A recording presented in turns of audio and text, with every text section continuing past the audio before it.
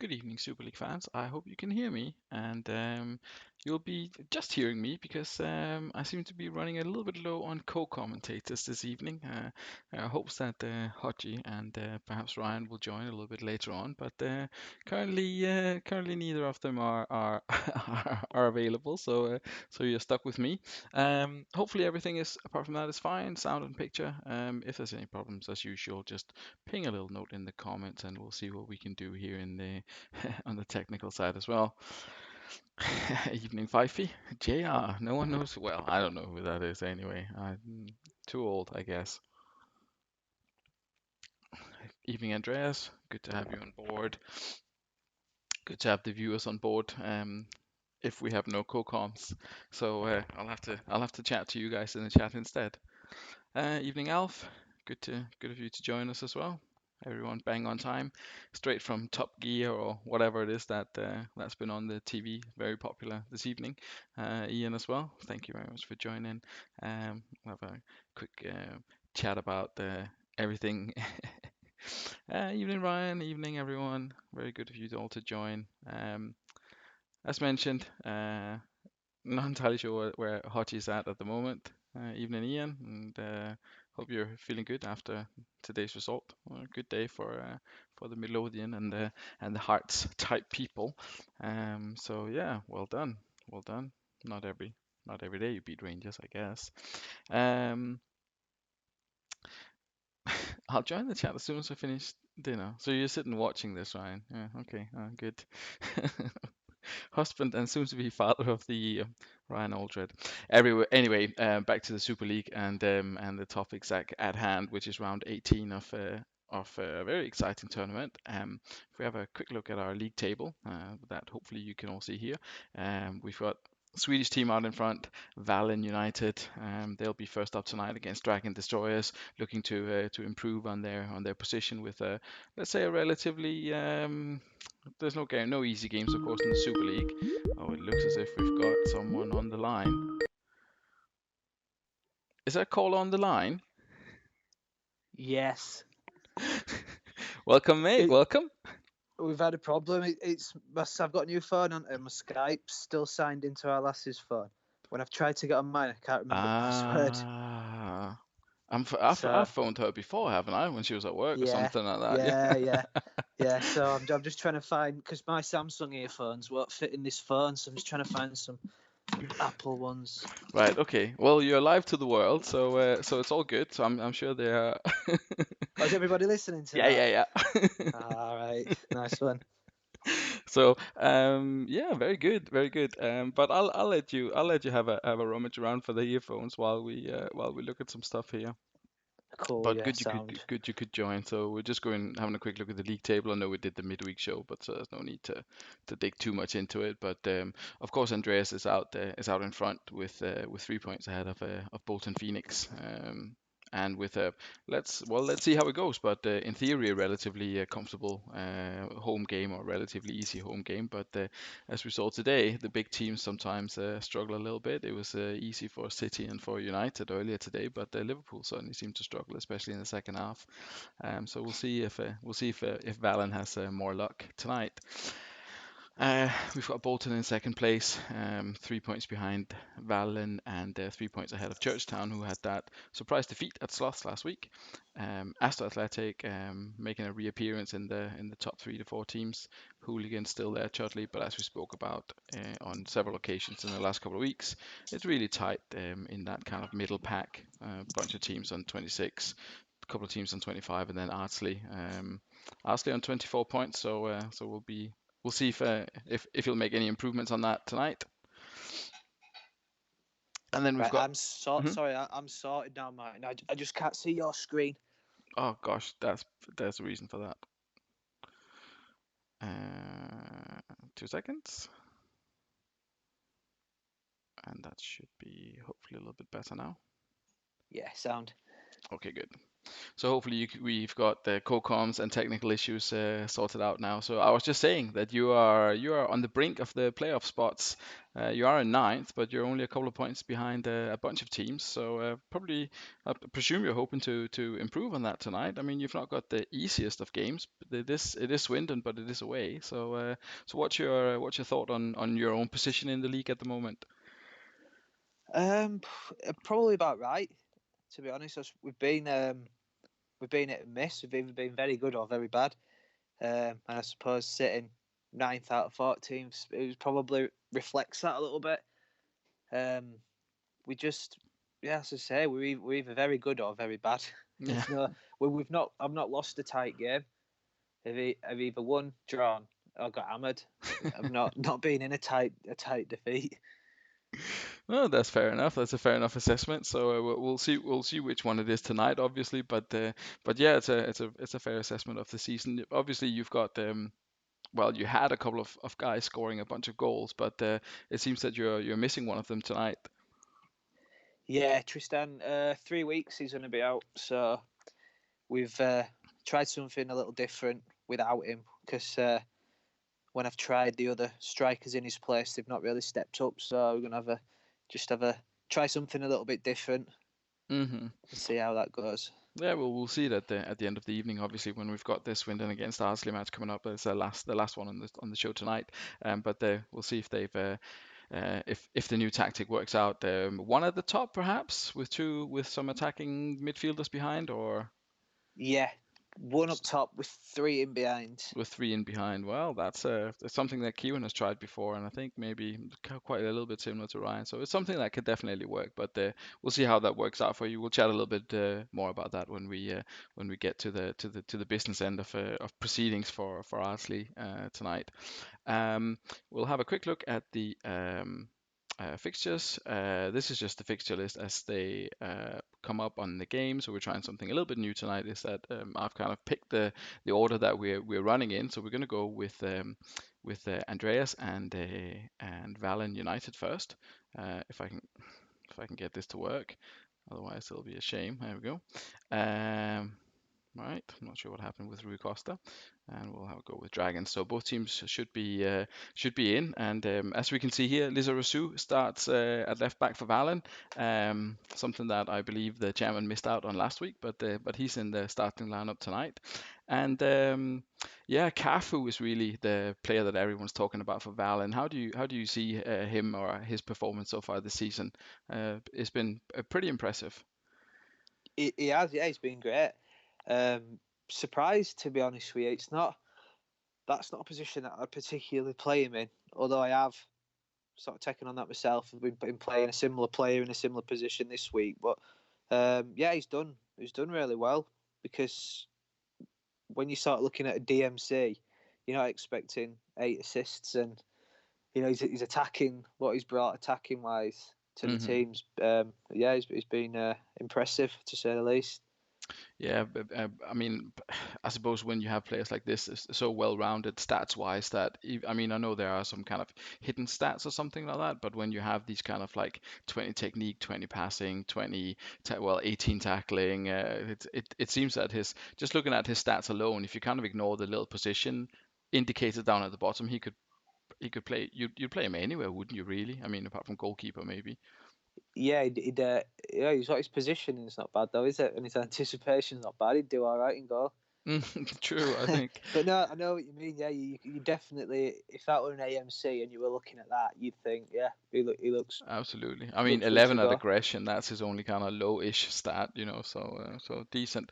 But yeah, we'll see if he can add to his tally tonight. I mean, he's obviously got Saviola now on playing on the same side, firing on all cylinders. So with a hat trick last time out, so it'll be interesting to see how they fare tonight. For Dragons, Shearer comes in for Viduka. It's it's a, what can Dragons hope for the last sort of like handful or so, a little bit more of games this season? Is it just to see some kind of signs of improvement, getting goals? What do you think Jamie will be happy with if anything, based on what he can achieve in the last couple of games and what he's done so far? Well, he's he's in a position where I don't think he's going to be particularly happy about being in, and yet he's not. changing anything, is he? We're seeing pretty much the same 11, definitely the same formation, week in, week out. So maybe just a couple of little partnerships. If he could get Shearer and Brozek sort of working, because I mean it's a similar way to we've played, and I think if you take all our goals out from the front two, we're probably in the same position. He's literally is. If you can just sort, if he could get Shearer and Brozek getting some goals, he's just that nobody's standing out. If you know what I mean. I mean, Giggs. To be fair, Giggs has played really well there. Keane scored a lot of goals, but I think he scored 5 of them against us. You know, if you take them 5 out, yeah, he's 4-11 over Yeah, so. that's true. Yeah, I think Giggs has been kind of the highlight of the season for him. Him working out on that flying wing back. He's actually put in a decent performance this season, and again with very good stats. So he'll probably be quite happy with that. But it's not really worked on the other side. And I mean, he's not let in a ton of goals, but it's not as you say. His if he had the same kind of return from the strikers as you've had, then he'd probably be in the same position as you would be in, or thereabouts. But it's a difficult one if you've got Viduka, who hasn't scored in like 13 games or something like that, ended up selling Montella even though he scored 2. I think he'd probably already agreed to sell Montella when Montella started scoring a couple of goals. So it was it's a tricky one for him. But I guess from a who's going to win perspective, it's hard to see past Val and a home win, isn't it? Yeah, I think it is, to be fair. And Giggs up against Cafu on that on that flank. It will be an interesting battle in real life. But I think tonight only one winner for you. Yeah, I will go for 3-0. 3-0. 3-0 for Ballon. Yeah. Okay. Well, let's kick it off and see what happens when the Swedes take on the Dragons. Positive start for both teams. 1 or 2 chances. And has Giggs to Robbie Keane. There he is. Yeah. It's when you mention it's gonna go one way, then there's a good chance that it'll go the other. It's not. It's not So great. Valen don't seem to have been creating too much, which is unusual because Yeah. they are. No, I mean when we played them earlier in the season, they beat us well, but the second half was literally just it was just all blue. hmm Well, he's gonna need that tonight, isn't he? If he's gonna get anything out from this is a surprise. I think Dragons 1-0 up, especially as you say, because they haven't really changed anything. There's nothing really new in it. Alan, the strikers are still not getting the ball and still not doing anything with it. It's really just reliant on those two, Ryan Giggs and Robbie Keane, and then a relatively solid defense. Not many touches either for them. So that'll be something that Andreas will be slightly worried about. Oh, Ryan wants to say something. Let's bring Ryan in. Hello. Hello, Martin. How are you? It's Ryan. Yes, I gathered. I'm gonna just get Chris over to this call as well. I've accepted it now. I think it should be Right, very good.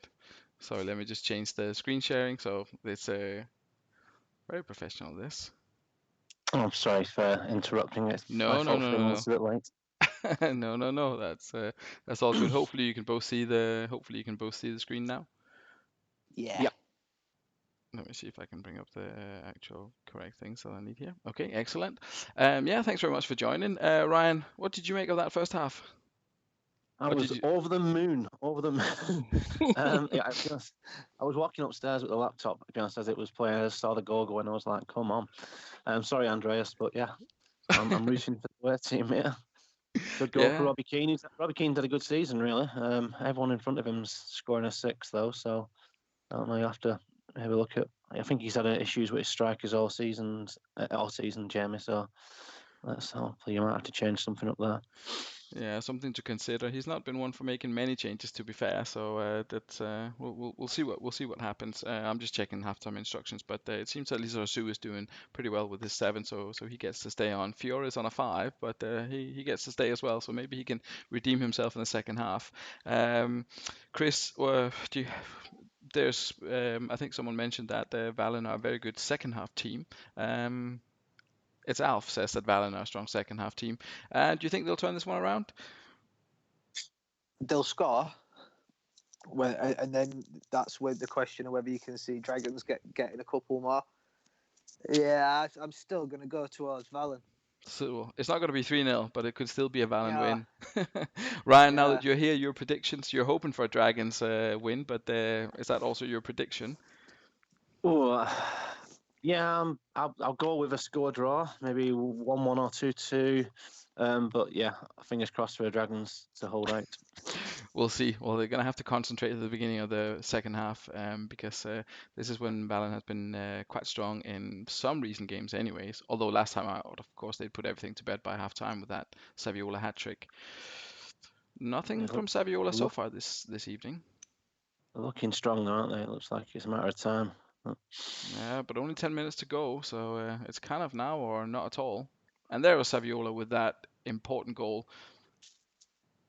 Can they get? That's late, isn't it? Late goals. Late goal. Yeah, well, it's a score draw. Perhaps not what the Swedes have been hoping for this evening against. Oh my goodness, yes, they are a much better second half team. Dragons had nothing in the second half. It was pretty much all the Swedes. So a decent defensive display from the Dragon Boys again, which we've been kind of used to. I think was it the last game they lost 5-3, but apart from that, I think they've done really, really well defensively. This time out, well, they did really well defensively as well, but they just could not hold on against that onslaught of shots in the second half. I think 11 and 7 of them on target. It's a solid defence. In fair, Rustico's I don't know how well he's rated, but he's a great defender on the game, and Tomasi probably the second best DMC on the game, in my opinion. So he's got a. I mean, it's his issue is going forward, and he's created absolutely nothing in the second half, which is when you're away at Valen, you've got to expect that you're going to concede at some point. So you got to look at if you've got enough going the other way. Mm-hmm. Yeah, I think to be fair, he's been pretty strong at centre half because I think with Dario Simic who got injured, and he brought John Curtis in, who played really well as well, and he was sort of been. He said, "I've got 3 centre halves that I can't pick between, and I've got 3 centre forwards, and none of them can score." So it's just it's look at draw at times, isn't it? But you're not going to win games if you can't score goals. No, it's going to be difficult. Totti for the doghouse, Andreas says. I mean, if you'd be interested in letting him go, I know there'd be a few teams lining up to sign him. Yeah, probably. He's a first half as well. Yeah. He's on an 8 at half time. Yeah, so he's not been performing up to the level. I mean, it was the one guy that Andreas said.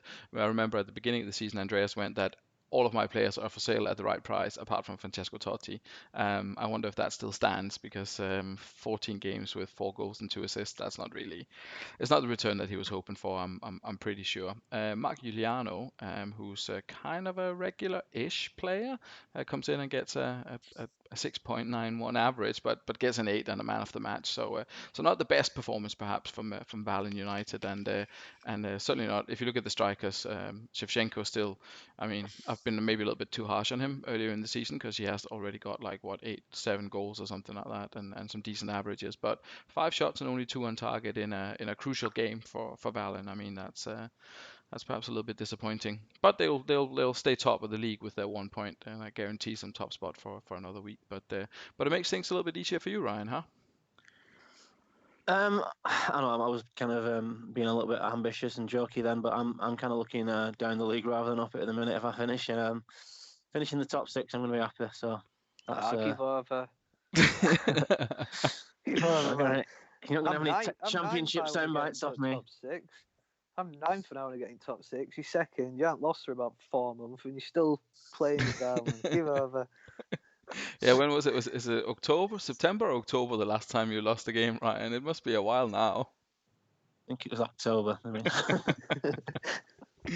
Right. Next up, we have BTEC against Hooligans, and let's have a look at BTEC here. So Ian's not been doing super well this season. To be fair to him, he's tried to change it what up is with he doing? Yeah. yeah. I mean, there was I said to him that the arrows are going to be a talking point. I don't know if that's good or bad. Ryan, you already vocal about this. Arrows, they're not. I'm never a fan of the. If you're playing a narrow formation, you got to stick with it. I mean, so narrow formation, then actually I will stick arrows out wide. It just seems a bit pointless to me. Yeah, I mean, I love his players. I think he's got a quality team. I think this is a questionable tactic. Yeah, I mean, you've got Simon Davis. Is he?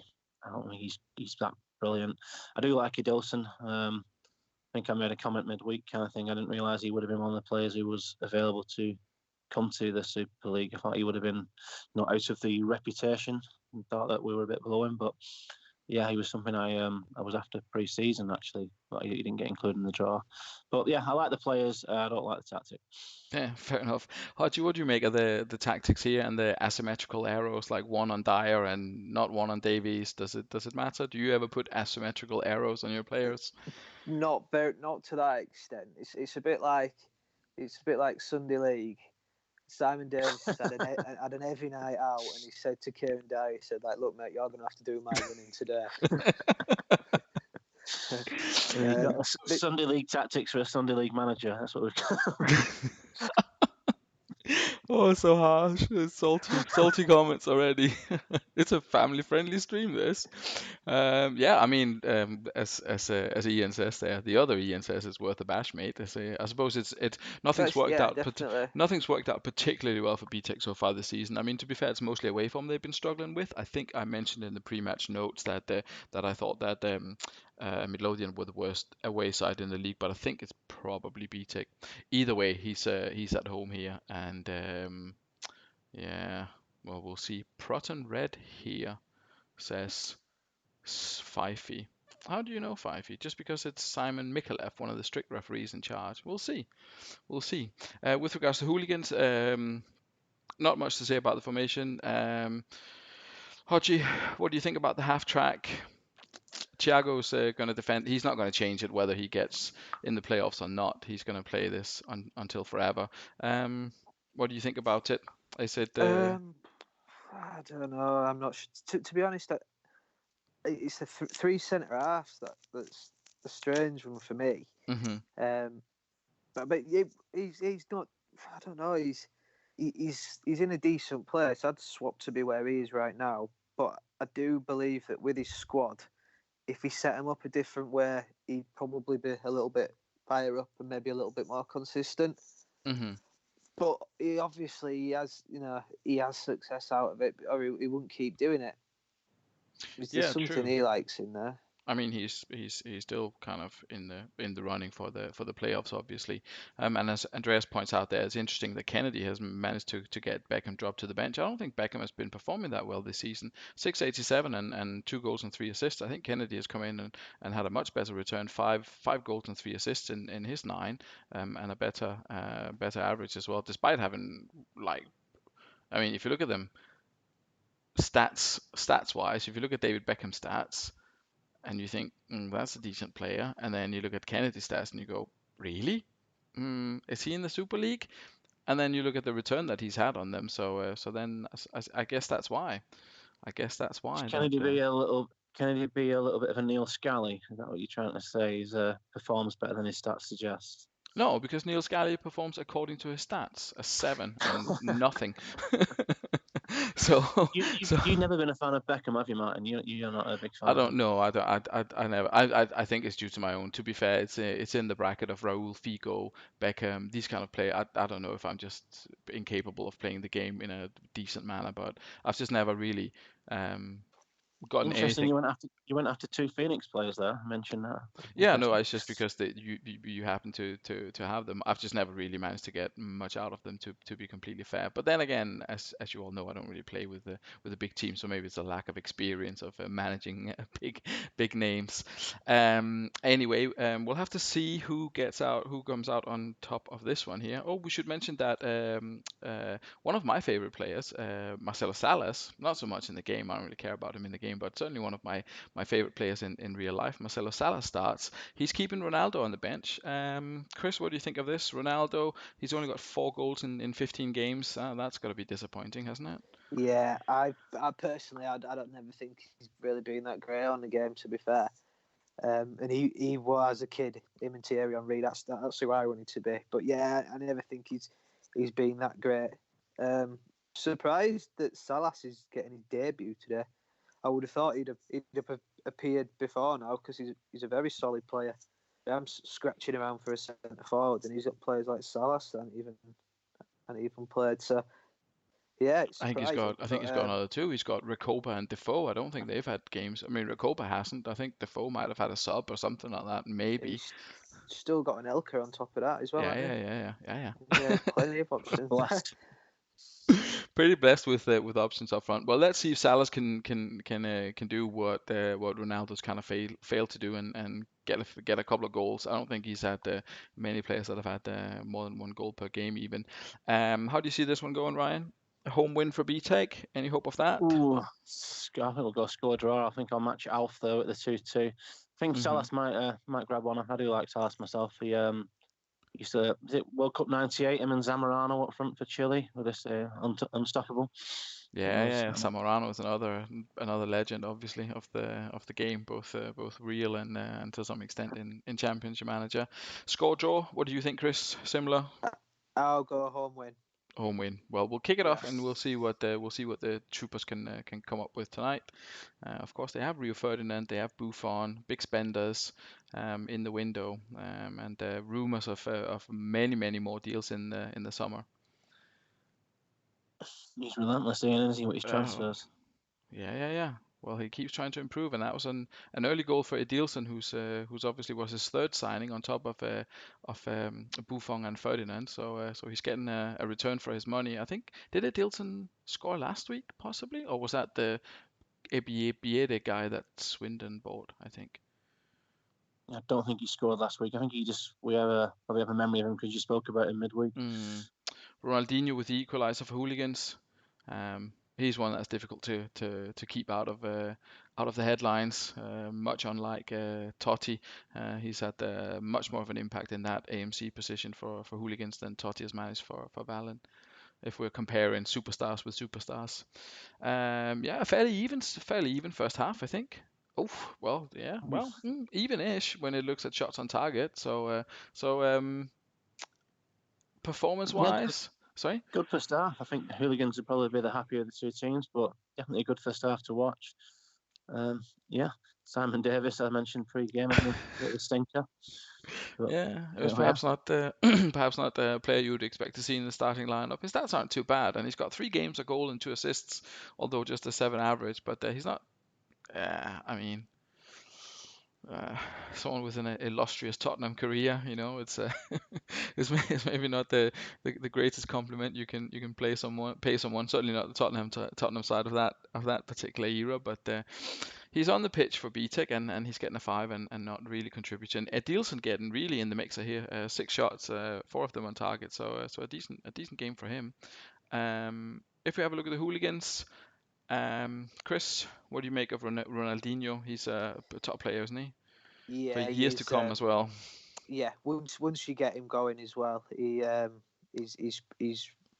gonna score you plenty of goals. And if he's one of those players where you can win a game with a load of sixes, and he'll pull out a 9, get you a couple of goals. It can be a bit of a one-man band at times, and it's handy to have a player like that. Yeah, I mean, he's almost scored as many goals as Robbie Keane, just one short of Robbie Keane's 10 for the season. A bunch of sixes across the back. I mean, I know we've touched on this before, but if you play with those three central defenders, it's tricky getting like good scores out of it, isn't it, Ryan? You don't play with you play with two defenders. I think most people do in the league, don't they? Yeah, you play a 2 or 4-3, you at least get one having a six. In this case, he's got three having a six. Yeah, and let's be honest, in my opinion, they're not bad defenders either. You'd expect a lot more from Walter Samuel. Desai, I know he's old, but season one, you'd expect him to be one of the top defenders there. hmm Yeah, and only a couple of yellow cards for hooligans, and none for BTEC so far. So our otherwise strict referee has kept his cards relatively in his pocket. I'm not sure if we can disclose the tackling settings for these teams, but that could have something to do with it.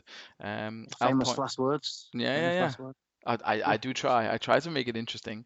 As Alf points out, the Kyoto's getting an 8 again, and Buffon as well with an 8. So some of the goalkeepers are starting to pick up their performances a little bit. I think both of you have maybe not got the biggest names as when it comes to goalkeepers, but maybe chat about that a little bit when we come to your games. We'll kick off the second half and see if we can find a winner, if someone can step up and get the win for their team, or if it'll be a 2-2 as predicted by Alpha and Ryan in the pre-match comments. A little bit more BTEC in the second half, don't you think? It's doing that. We've seen a lot of whites, a lot of contra.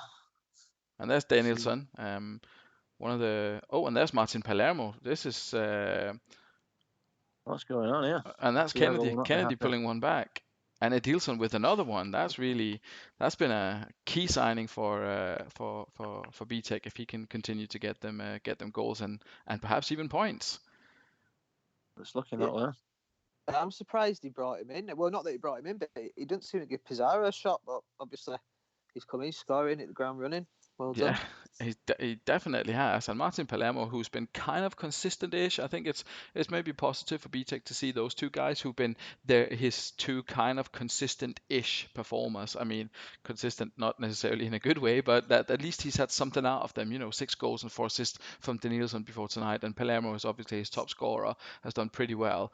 They're still now in some kind of form, and now he's got Edilson, which maybe is that little bit of a along with Jaap Stam and sorry, not Jaap Stam, along with Rio Ferdinand and Buffon. That's maybe just what he needed to get his team just over that little hurdle of having a lot of younger players and not a lot of consistency. So yeah, Ryan, you were looking at Edilson as well.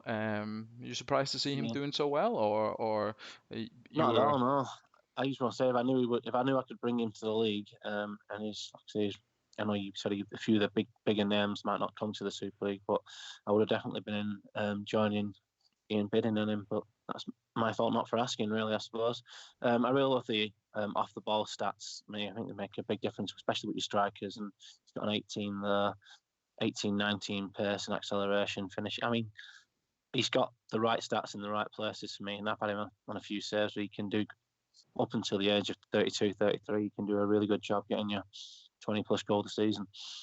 Yeah, shouldn't write off the the older guys. Obviously, stats are still. I mean, I think it's rare that I would buy a player of this age. It would be more out of desperation, really, than anything else. And to some extent, I mean, I don't mean to be unfair to Ian, but to some extent, it was out of desperation that I think he just threw a ton of money at the best players in the three positions. He needed a good goalkeeper, he needed a central defender, and he needed someone who could help Palermo out up front. So he just threw as much money as he could at those three positions and came up with the goods. I mean, that's obviously a kind of a short-term fix, and maybe that'll leave him with some restrictions when it comes to the summer transfers. But we'll see. He'll definitely take the result.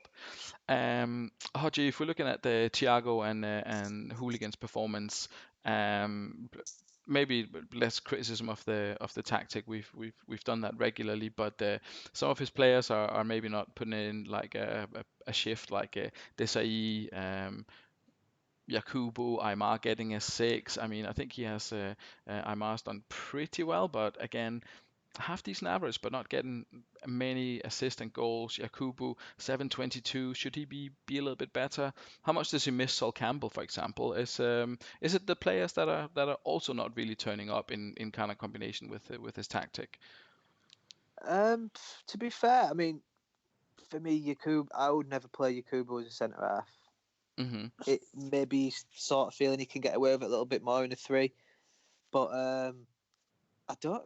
A 4-2 defeat, it's not massively bad, is it? I don't think. So Yakubu's had a bad day. Other than that, it's not a massively bad performance, really. Mm-hmm. Yeah, I think maybe sometimes you've just got to look at. I mean, he's 15 shots on goal away from home. If it's he's had decent. 8 shots on goal, I think he's been fairly unlucky there. Yeah, it is. I don't think he's going to lose any sleep over that anyway. Let's put it that way. He'll be changing his formation off back of that. No, definitely not. Well, he wouldn't change it on the back of anything. So, but anyway, for BTEC, I mean that's a good conversion rate. 17 shots, 13 on target. Edilson in the second half just kept shooting apparently. And David Protton, who said David Protton was going to get a red card? That was Fifey. Not quite. 2 assists though. So a decent game for him. I don't think he's played much. I think he had 1 game so far this season. So this will give BTEC hope. Maybe they'll get an away win. We'll see. We'll see next time out if they manage that. But yeah, 4-2 for BTEC.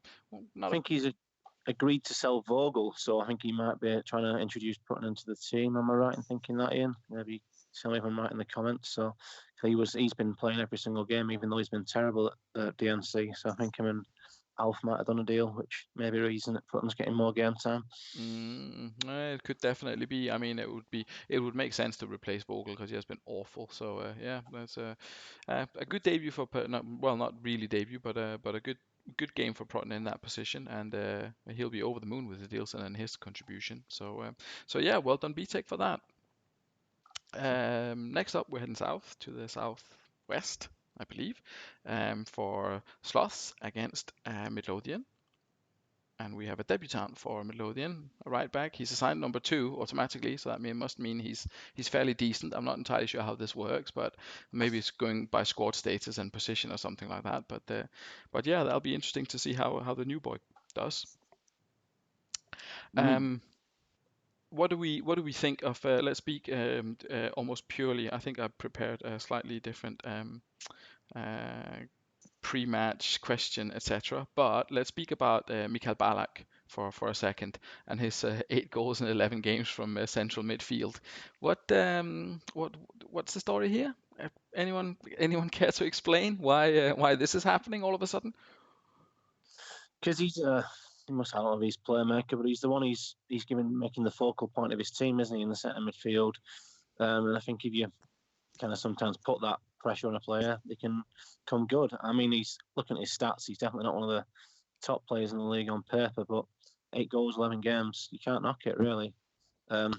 Especially like 8 goals in 11 games, and he's only got 11 finishing. That's incredible. But yeah, I don't think he's a bad player. And I think obviously Rob's turned a corner with the Sloths, and I think if he wasn't so far behind, he'd be a threat. So it might be kind of putting building blocks in place for next season, and he obviously sees Ballack as a big part of that. Yeah, definitely. And Chris Vieri has been kind of disappointing for him this season with only 2 goals and 8. So there's a debut for a young Paiva, is that his name? Paiva guy here. He's got Joey Feather.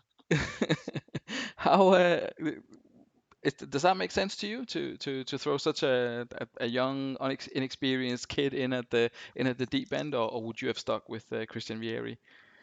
No, I agree with what he's done there. I mean, like you say, it's literally a bit of a slow start that's set him back.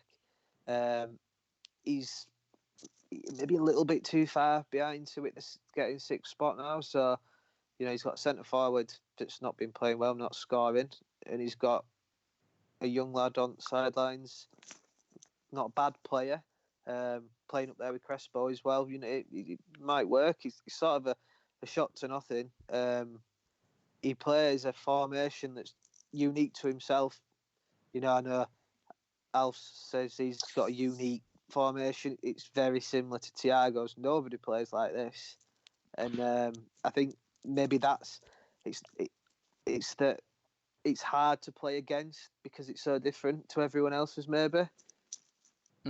Yeah, it's true. I mean, it can kind of leave some of those 600 central defensive midfielders that a lot of people have. It can kind of leave them with nothing to do because he has got those like the narrow thing at the back and then like a kind of a wide attack. Maybe it lines up pretty well. It's certainly been working pretty well for him. I think Rivaldo's really thrived in this. I mean, he's had what 10 and 8 in the last couple of games, and playing decent. Kaka's come in and not done too badly without impressing too much either, but kind of been decent, and his defense is relatively strong as well. So yeah, it'll be interesting to see how the new kid plays, and if Ballack can continue to get a ton of goals for him. How far off the top six is Rob? Just looking at the comments there, is this kind of, if this is a draw, then both teams are out, or what kind of how far off are they? I think Sloths maybe with a draw is maybe not the end of the world. Midlothian have to win, I think, because they're further behind. I think Sloths are above them now, 1 or 2 points above them in the league. So we'll see how it goes. We can have a quick look maybe. Midlothian. Midlothian need to win and then stay in. I think we previously said that Sloths are out of it, but if they can get to 22 and I mean, it's tricky because everyone plays each other. People are going to pick up points, yeah. So it is going to be a little bit tricky. Sloths have to win this one, I would say, though. Sloths have to win this one. If they're still on 19 and everyone else gets to 25, 26, 27, then it's going to be very difficult. Yeah.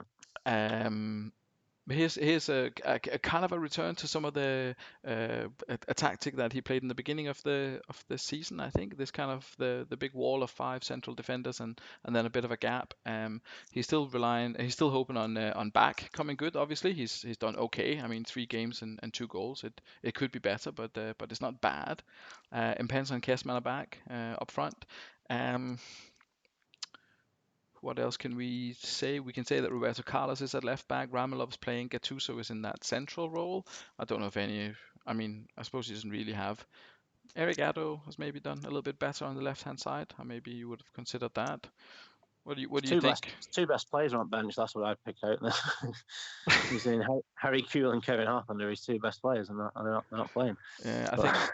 Oh gosh, I swapped the wrong one, didn't I? Yeah, I did swap the wrong one. Right. This is now. Well, Eric Addo can come in.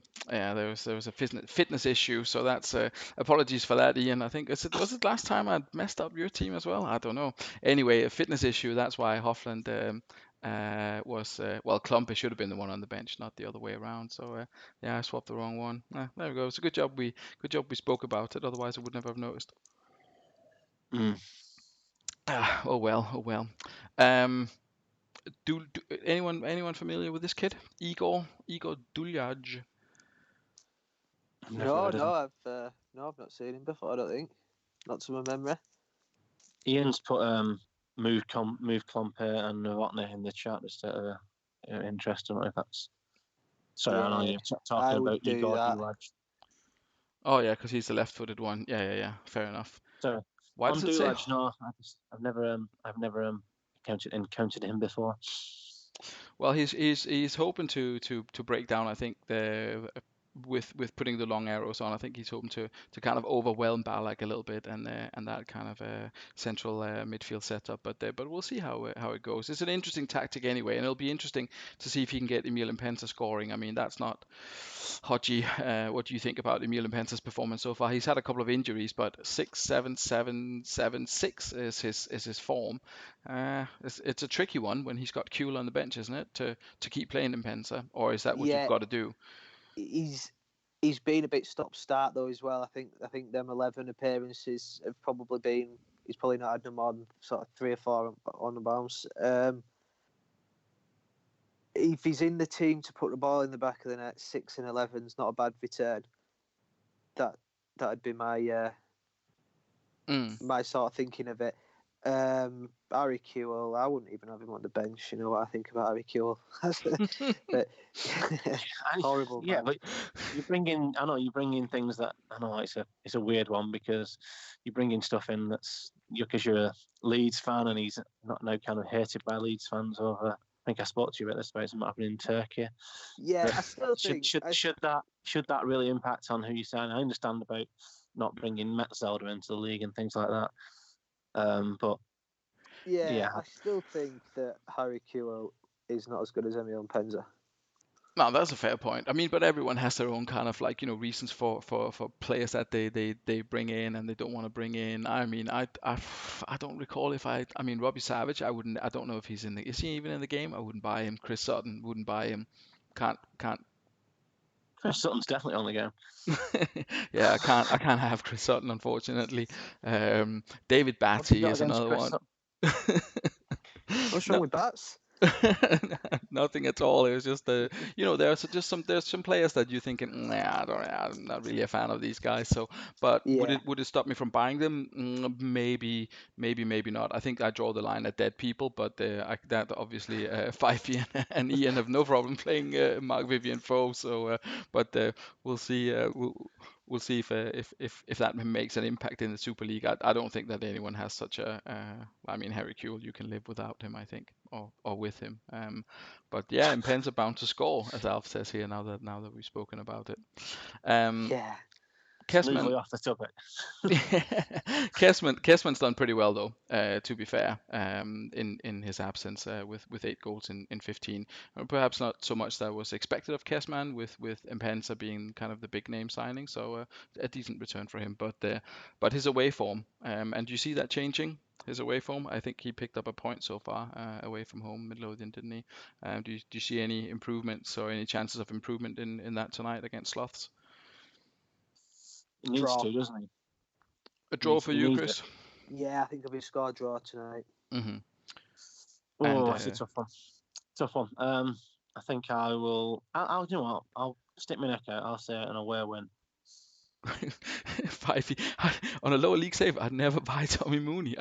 I would also never buy Tommy Mooney, but that's mostly because I don't think I've ever heard of him. But we'll see. Oh, we'll see. Is he anyone familiar with him? No, is he connected to Watford by any chance? Watford, yeah. Yeah, Watford, I thought maybe that's where I'd heard it. Decent start for Midlothian, by the way. They seem to have had a couple of chances. Back on topic of the actual game here. And as I say that, everything turns to Sloths, and Crespo getting the early goal for Sloths. He's just so dangerous, isn't he? You know, you can, when you put a centre forward like that, you know that there's always that chance that you can be not even in a game, and you've got goals. Yeah, he can get you something out of nothing. That's the kind of player he is.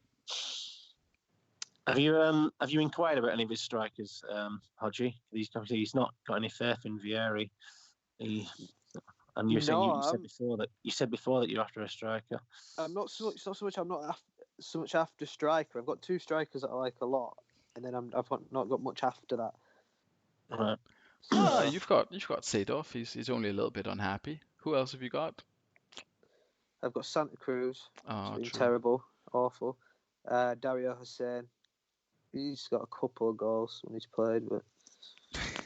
Well, but maybe at the end of the season there can be some deals done. We'll see who's looking to offload players and who'll look to bring people in. Of course, the window. I don't know if you've seen the calendar, but we're going to close this transfer window. I think there's maybe one deal still waiting to go through. I think Ibrahim Saeed is on his way somewhere to Ardsley even.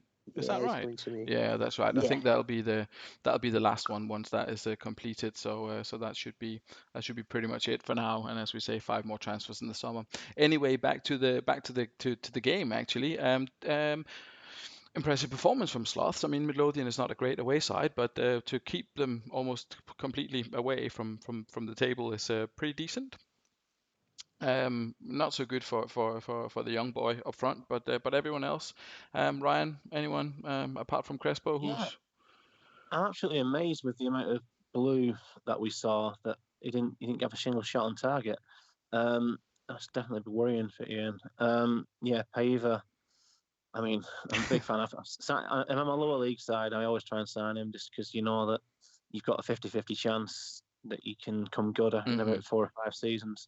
But yeah, he's not going to be happy with his overall stats there. I'm pretty impressed with the fact that he's got 2 players scoring 8, Ndai and Pat Ugly, who I would never play centre half, and they're both getting. They're both doing a pretty decent Pat job at it. He's a great centre half. He's Patazoglu. I'll let you.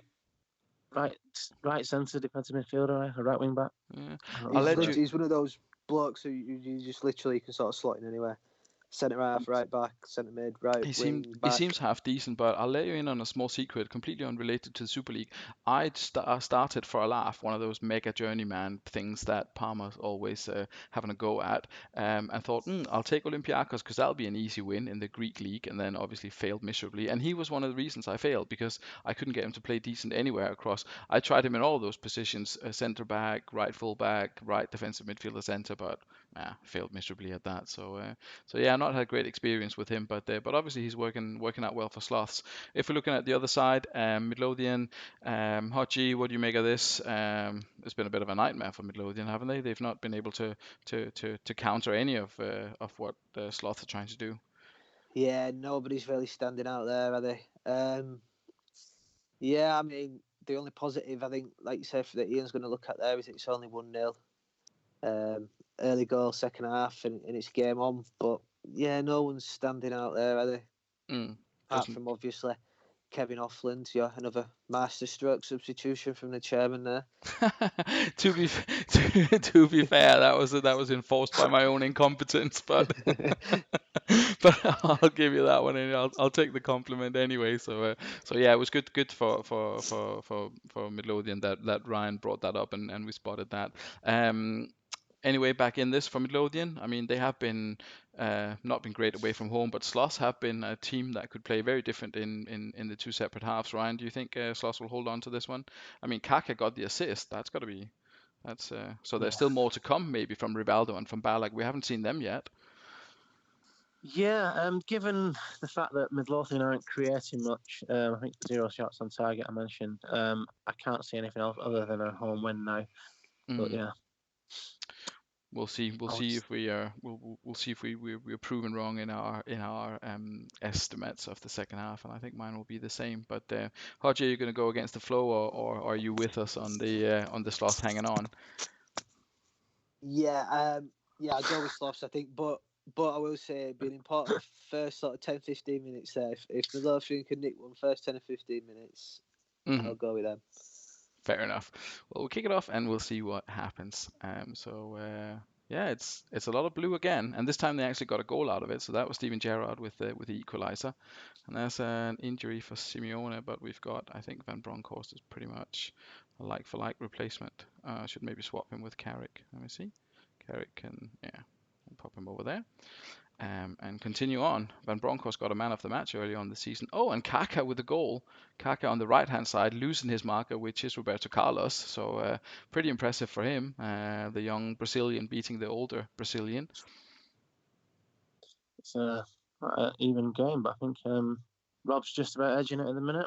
Yeah, kind of a similar pattern to the first half, with a lot of blue in the beginning and then turning white later on. But there's Kessman with a late equaliser. Late-ish equaliser. Still a couple of good chances. Oof. Oh, I think they should have scored there, shouldn't they? What happened there right at the end? Roberto Carlos could not stop Kaka going smashed in low by Kaka, but Hitman did the ball on free rebound. Oh, Balak, who's been so instrumental for Somerset Sloss in their kind of uptick in form here recently, has obviously been yeah, well, I don't know. Obviously, we can't see how how his shot was, but thwarted by Headman who saved it. So very exciting there at the end, and a much improved Midlothian side in the second half. Steven Gerrard getting a 9. Hodgie, you mentioned that if Midlothian got an early goal, they could find a way back in, and that's exactly what happened. So what did you make of the second half performance? Much better with 5 shots on goal compared to 0 in the first half. Yeah, they've come out and it's like done done what was asked of them. Like you say, they're a team that they don't go very well away from home. And Somerset are one of the form teams. It's just, I think, as a performance, it's probably not too bad, but as a result, it's no good for either of them, is it really? True. I mean, 1 point's not going to do any of them any particular favors. Let's see the stats of the players. I mean, it's difficult to complain. I mean, Pavia is probably not playing the next game. Just or Paiva, is that his name? Is probably not playing the next game, considering how little he got out of it here. But 8s across the board, and you only get a 2-2 draw. That's a little bit unlucky, perhaps. What do you think, Ryan? Yeah, he'd be gutted. Looking at his player stats, he'd be gutted that they haven't got all 3 points there. He'd be delighted to get some out of Kaka after his transfer. Rivaldo's put in another solid performance. Yeah, I say he'll look back at that last-minute chance for Ballack and think what may have been. Mm-hmm. Yeah. And we're at this stage of the season now, isn't it, where we can talk about taking positives, but the only positives some of these teams, I mean, most of the teams really need to take from the games is points, isn't it? And if you only take one when you were holding on to 3, I mean, that's twice he's conceded an equalizer. That's not ideal. Midlothian, much improved in the second half, as we mentioned. Back getting a 7 and no goals and no assists. Perhaps not. Send him back. No, Send him back. Why is he captain? Is he 20 influence. Is he good as a captain, like, or is it a strange decision? I think he's just got 20 influence. I mean, maybe it's like maybe it's an old school thing, but I always put like a keeper or a central defender, so like a captain. I prefer to do that rather than an attacking player. Like you said, Novotny or Ramelau, maybe in there. You've got to speak the language in my book, and I've signed him from outside the league. I don't think he'll speak English. Nobody's speaking that language that Ian speaks, mate. Basic languages. Basic languages, English. So he's straight in, and he's the captain of the club. I tend to agree. I mean, I would never put I mean, I would put the captain should be. I mean, they've all got Australian nationality, so it doesn't matter. But normally you would put the guy who's the main number of nationalities you have. I mean, I would maybe go for that. Gerard could be captain as well. Novotny could be captain as well. There's plenty of players who could be captain. I'm a little bit surprised as well, but I'm not sure if it's costing him anything in the long run.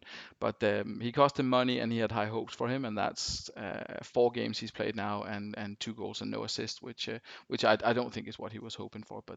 But maybe he'll just take a little bit of time to settle and come good. Roberto Carlos had a shocker up against Kaka. Obviously, only got a 6. He had 3 tackles, didn't win any of them. Considering that he paid 13 million for him, that's probably not what he was hoping for there.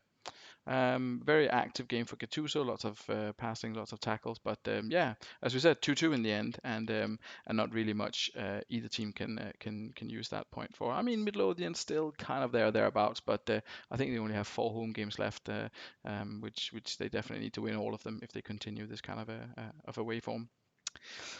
Next up tonight, we have a match that many people have been looking forward to. We've got Chudley Cannons at home to Panathinaikos. Chudley unchanged. They hope to continue to capitalizing on the effect of the Echeverria, the new signing, who's off to a flyer with 4 goals and an assist in the first 4. Rossini, obviously the league top scorer, they've got as well. So they're going to be a tricky opponent for everyone. They seem to have found a bit of form again. Brian, do you see Chudley continuing that form, and what do you make of Echeverria and Rossini, that partnership up front? Yeah, he's got them going. Rossini's getting goals, and I think when you play a single striker, you expect him to do that. Echeverria's come in and done a great job, as you mentioned. Yeah, I think he's hit. On paper, you looked at the games he's had, and you'd have thought, hang on a minute, this might be a bit of a tough patch for him. But he's won 2 on the bounce now. He's at home to Panathinaikos. I know from speaking to him during the week, he said that Parma's a bit of a bogey team for him, but I think he should have enough. That defensive midfield line, Finn and Medina, Van Bommel, fantastic, and he's got those 2 up front, as you mentioned, who are playing well. Yeah, definitely. Panathinaikos sticking with one at the Rio Hodgie, and but he's got Nikiforenko and Vassiliuk are back in the starting lineup. So he's I suppose this is this is Palmer being conservative to play one at the back and this kind of strange arrowy formation. But then he's putting two of the big names back in, Nikiforenko and Vassiliuk. Were you surprised to see him leave them out, or is that just what we expect from Palmer with his kind of left wing tactics and all this stuff? I think I prefer that. I think this is how when he's at his best, when he plays like this. I think basically he was trying to shoe on his new signing in. Is it Harris? Harasimovic. Harasimovic. Yeah, he's got mega save written all over him. He's obviously had something out of him, brought him in, and given him, he's given him some games. He's got him a goal, I think, and I think he's literally sort of moved players around to accommodate him, and it's not really worked. And now he's gone back to the tried and tested, and I think it's the best way to go. Like, see, he had some really good results playing like this with a very similar side to this. I know Nedved's back in. I thought Nedved had a really good start to the season. I don't know whether he dropped off and that's why he was dropped, but he's been in bad form, I think, Nedved. Yeah, I made an inquiry about him. Yeah, I think he got a few goals out of him. He had a run of getting a couple of goals, and then he had a run of not really getting a lot of goals, and I think he was just trying a couple of different things. But as you mentioned there, Chris, he definitely had a decent amount of success with this particular formation and this particular lineup earlier on in the season. So it's interesting to see that he's reverted to that. Maybe hoping to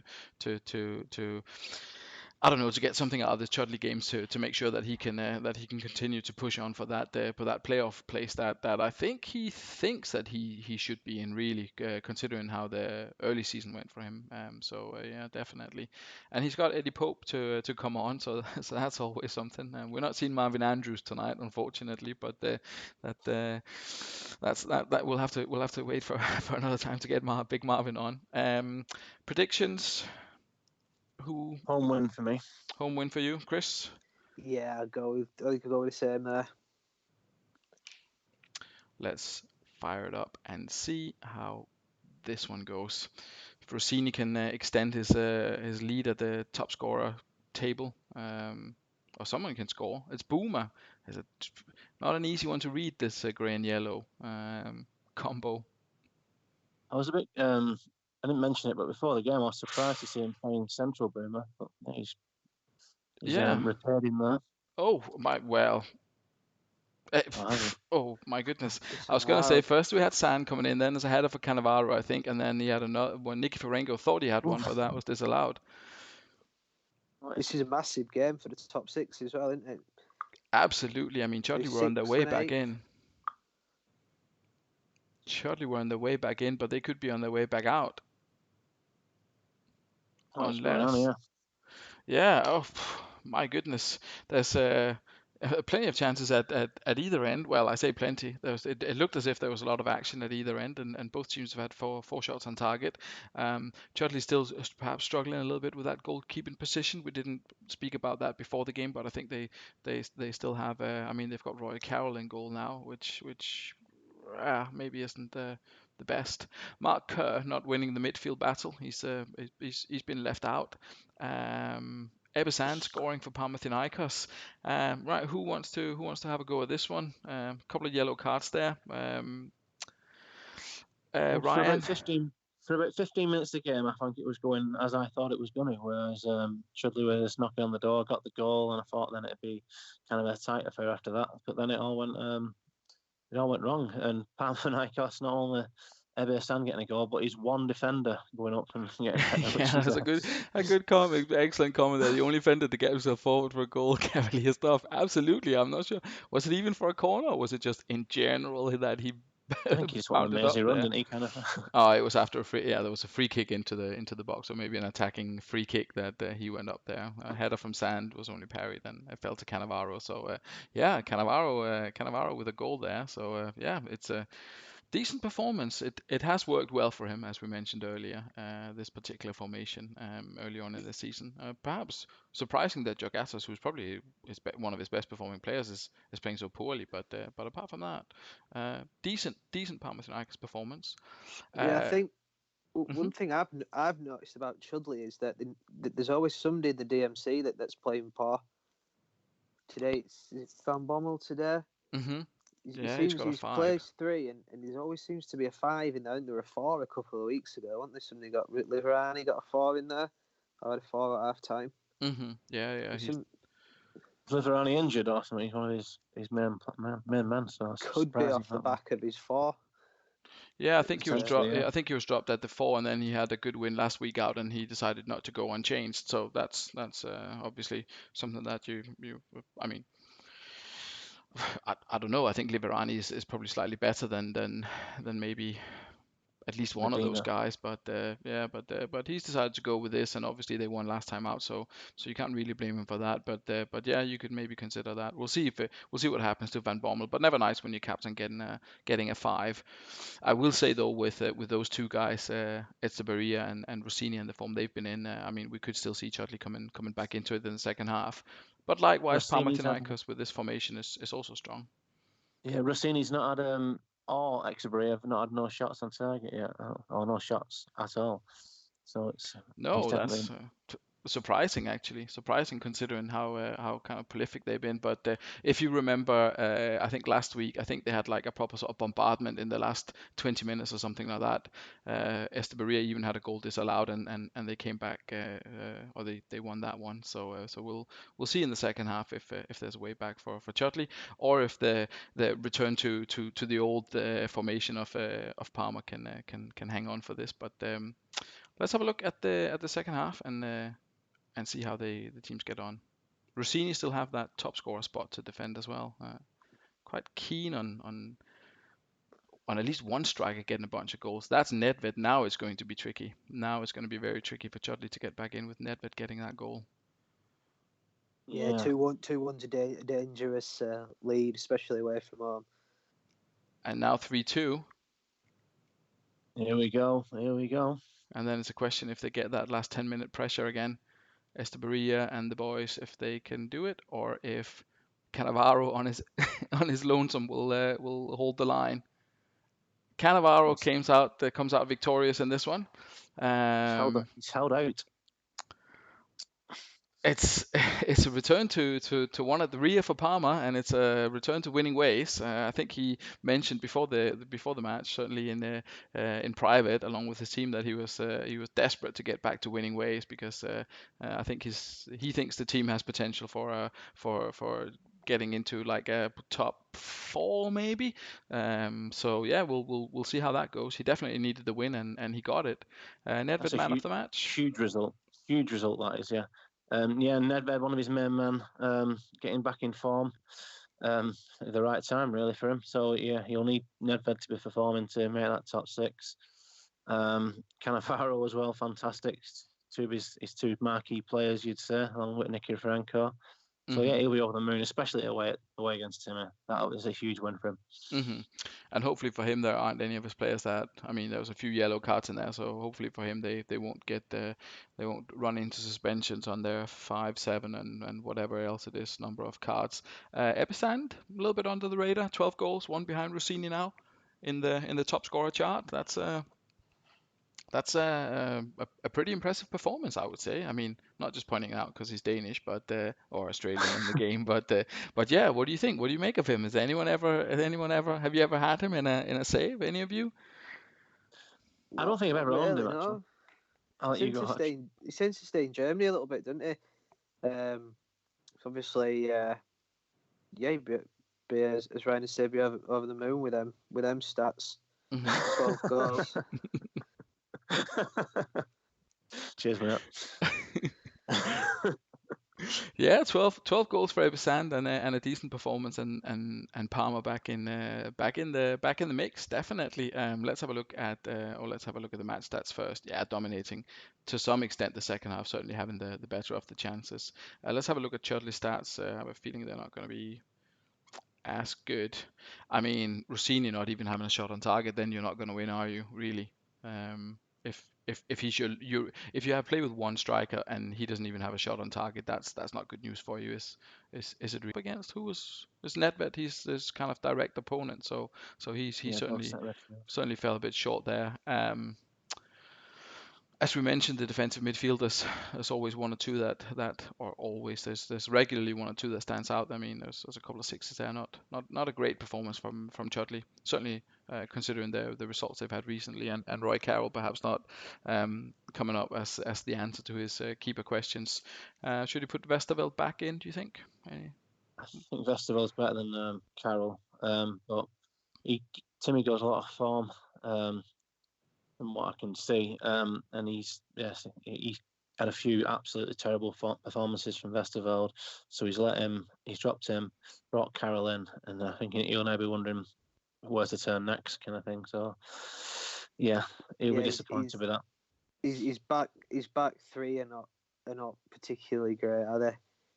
And they do seem to let in plenty of goals. You know, when they win, they might win 4-2. Yeah, he'll probably admit himself that he didn't really get the look of the draw with centre halves, and it maybe shows a little bit at times. Yeah, I mean, I think he's put a decent squad together. I think certainly. And Bommel.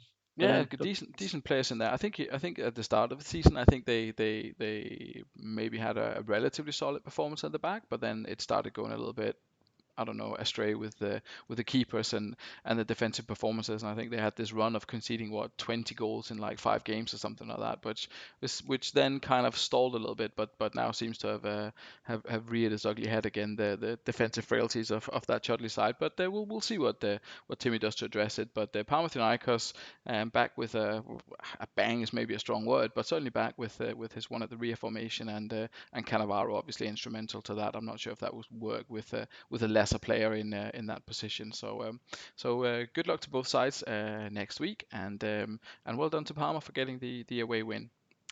Yeah, he might cheer up a little bit now, might he, with that? maybe. We'll see. I'm not sure if he needs Joe Palmer. I'm not sure if he'll be submitting his Spanish comments for the blog, but anyway, Ryan, you're up next. I wasn't sure if you were going to be on, so I didn't put you right at the end. So Chris has the honor of that. So we'll see. And you are at home, I think. To Astra Athletic, and hopefully with no tactical mishap. So I'll let you talk us through your team selection, and you've got Wes Brown in. Stefan Hencho, he played early on the season for you, but he seems to have completely fallen out of favour now. Yeah, he'll be back at some point. To be honest with you, there's a little bit of fear in my kind of selection, because I've got Hornshaw, who's on 6 or maybe 6 yellow cards, and Gary Neville, who's on 4 yellow cards, and I've just got a fear that if I put them both in, they're both going to get a yellow, and then I've got to go with Brown and Radoi the week after, which is not something I really look forward to. So if I just maybe that's the little bit of madness in my, a little bit of logic in my madness. So you're keeping Stefan in case Gary Neville gets a yellow, so that he can come in and play that game if Gary gets suspended. That's a little bit of it, yeah. That's right. I don't know how much. Yeah. Yeah, no, but how much people agree with that. Yeah, but it's that's why I'm doing it. I'm reluctant to change a winning team and the kind of winning formula, which it's been for the last few weeks. Not just unbeaten, but I mean, I've won the last 2. Raul got one last week, so who I've stuck with for so long. I dropped him for a game, then brought him back in, and he's kind of repaid me. Hopefully, it's him kind of returning to form now. I'm a bit worried about tonight though, because I mean, Ulster, good manager. We had a tight draw last time. I think he equalised last minute, and he seems to have hit a bit of form recently. So, yeah. Gone with the big hitters, and hopefully they can keep grinding out the results. And Montella's been good for you as well, with his 3 goals in his first 3 games. So you're happy enough with your signing. I mean, he's only got 7 last time out, but I take it you're relatively happy with his performance so far. Yeah, if I'm winning games and my striker's getting one every other game, then I'm happy. I think Montella will be a top player for us. I think he'll be one of the top players in the league next season. I think he'll be. I'll stick my neck out and say by the end of this season he'll be in the top 5 goal scorers in the league. By the end of the season? Yeah, this season. That's my this season. He'll be there. That's my hot take. So yeah. Okay, if you say so. Well, we'll see. I won't say anything because I don't like to make. If you want to offer me some long odds, Martin. No, I'll just leave it. I'll just say that's an interesting observation. We'll see how that one goes. Hachi, I'll let you have a quick analysis on the Alf side. He's brought in a couple of older guys, but Sonny Anderson quickly found his way back to the bench or out to the bench again after 2 games without a goal. The Swedish Håkan Mild has done pretty well, 733. What do you think of Alf's dealings? This is what we were come to expect from Alf, getting some of the old regulars in. Yeah, obviously the sort of the dad's army thing he goes along with means he tends to sort of sign more mature players.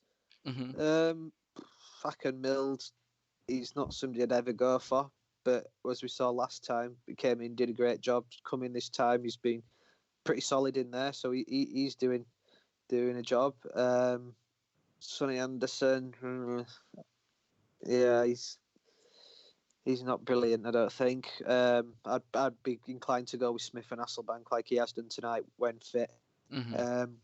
Bujink, he chips in with goals now and again, and obviously Juninho's in because Del Piero's injured, so he sort of had his hand forced with that one. Because Del Piero, a couple of goals last week, team of the week, so he'll be. He might be a bit of a miss for him, but it's just hard to see anyone beating Bolton the way they're playing at the minute. To be fair, they start. I think if we're being honest, you had a bit of a bad start, and then I think you sort of stumbled upon a little bit of form without playing particularly well, and I think now you're still in that form, but you are playing well. You're getting the results, and yeah, I think it'll be a tough ask for Alf, but he's got a bit of experience behind him, so if anyone can get an upset here, could be Asta. Yeah. And he's not playing Biscan again. No, he's not playing Biscan. He has got Zanetti though. Yeah, he won't entertain bids for him, but he won't play him either, which is really frustrating for a competing manager. Saving him for a rainy day, maybe. For some reason I thought you sold Biscan, but you sold someone else. Who was it? Well, either way. Did you not clear out Tudor? You got rid of Igor Tudor, didn't you? Yeah, I think that was the one. True. Anyway, Zanetti had a man of the match performance last time out, and he plays in that Cafu kind of position and does similarly, maybe less assist, but has reasonably good performances in that role as well. But we'll see. We'll kick off the first half, and we'll see what Alf can do against Bolton Phoenix, who I think we've got to say that Bolton are home favourites for this one. What do you think, Chris? Home favourites? Yeah, and it suits me as well. I'll take a Bolton win. Right, we'll kick it off and we'll see how it goes. Nick Matulin in goal, of course. I forgot that we were meant to talk about keepers when we got to you guys, but we'll leave it for now, in case he does something brilliant or does something terrible, and then we can have that perspective on it after the game. Decent enough. I get nervous. You've had a decent start. A couple of big saves from Lehmann already, I think.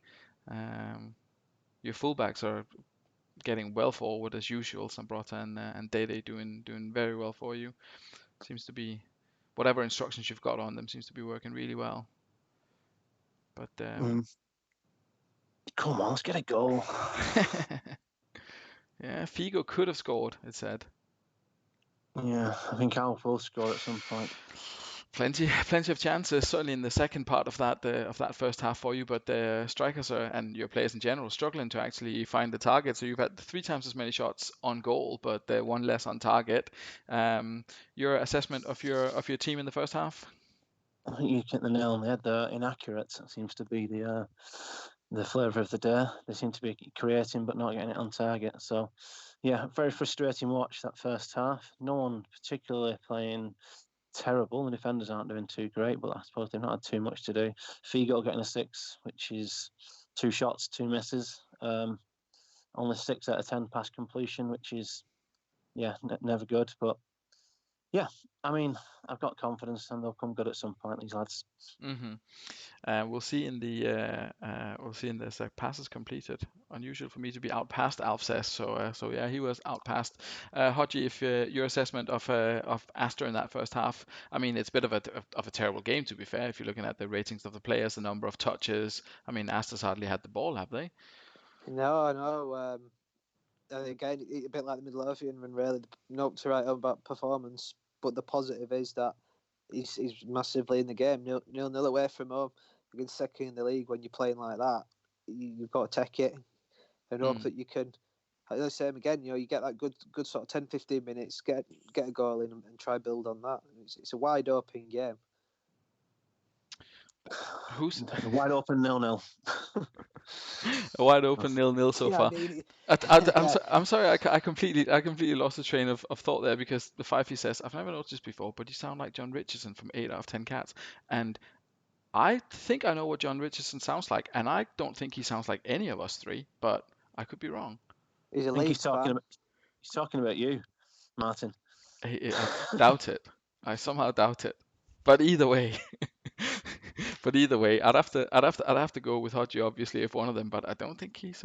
Anyway, maybe it's my hearing. We'll get back to the action. I think Alf is waiting to see Juninho, who are bound to score. You heard it here first. Juninho is going to get a goal for Astor in the second half. I've got a really bad feeling about the second half there. Well, that run's got to come to an end one day. You're still worried about coming 7th. Well, if you're going to be in contention for 7th, you're going to have to lose this one. Oh, there's an injury for Hasselbank. That's not what we want to see. Sonny Anderson, obviously. I'm not sure why I checked that. Fairly obvious replacement. A couple of pair of fresh legs could come on and make the difference for Astor. It's Montella. It's that man Montella again. Come on. Needed that. He's difficult to stop, and he has had a good start to his Bolton career, obviously. The 12-match unbeaten run looks to continue. Oh, Dede, I like the man. What a man. He's playing brilliant at the minute from left back. Yeah, should have had a penalty there as well. Yeah, I think so too. Both of your fullbacks have been, I mean, they're key to your success, aren't they, really? Oh, they've been fantastic. Yeah. Partnerships again. Partnerships, what you need. Another clean sheet. That's fantastic. I'm over the moon with that. I think you'll be glad to say my trademark catchphrase there. Yeah, it's a good performance, is that, mate? That's a strong one. What do you and Raul, man of the match. So I mean, I was gonna say you'll take this, won't you? Or you'll be happy with that. I don't know what other cliches I could throw at it, but a good result for Bolton Phoenix. Anything that stands out for you as their manager? Yeah, I've got to look at 2 6s from my centre backs at half times, converting the 2 8s. That's a lot down to the main overall result. It's another clean sheet, which is fantastic. And we've really ground that out, because I thought we were really poor first half, and without really, I couldn't really put my finger on what was going wrong with why we were missing so many chances. But yeah, I can't really say anyone's played badly there. Much improved in the second half. Much improved in the second half, definitely. And Raul getting another good performance from him after you dropped him for, I think Thierry Henry came in that AMC role for a game or two, but Raul is back in and looks like he's here to stay. Yeah, he's a brilliant player. I know I make a lot of comments about who are the best players in the game now, but he's definitely one of the top players, and I think he maybe had a bad time in the previous incarnation of the Super League, so kind of maybe got overlooked. Mm-hmm. But he won't be leaving us, definitely not. Right. Hodgie, Astor Athletic weren't at the races today, really. Well, in the second half, definitely. They never looked like they would get anything out of this in the second half, did they?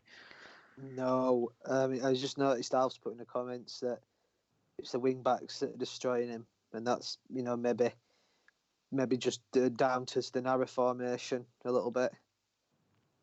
Yeah, I think he experimented. I don't. Maybe it was against you when he tried to put. I think did he put arrows on the side to them to run out to the side? Did he put arrows on Zanetti and what's the other guy's name?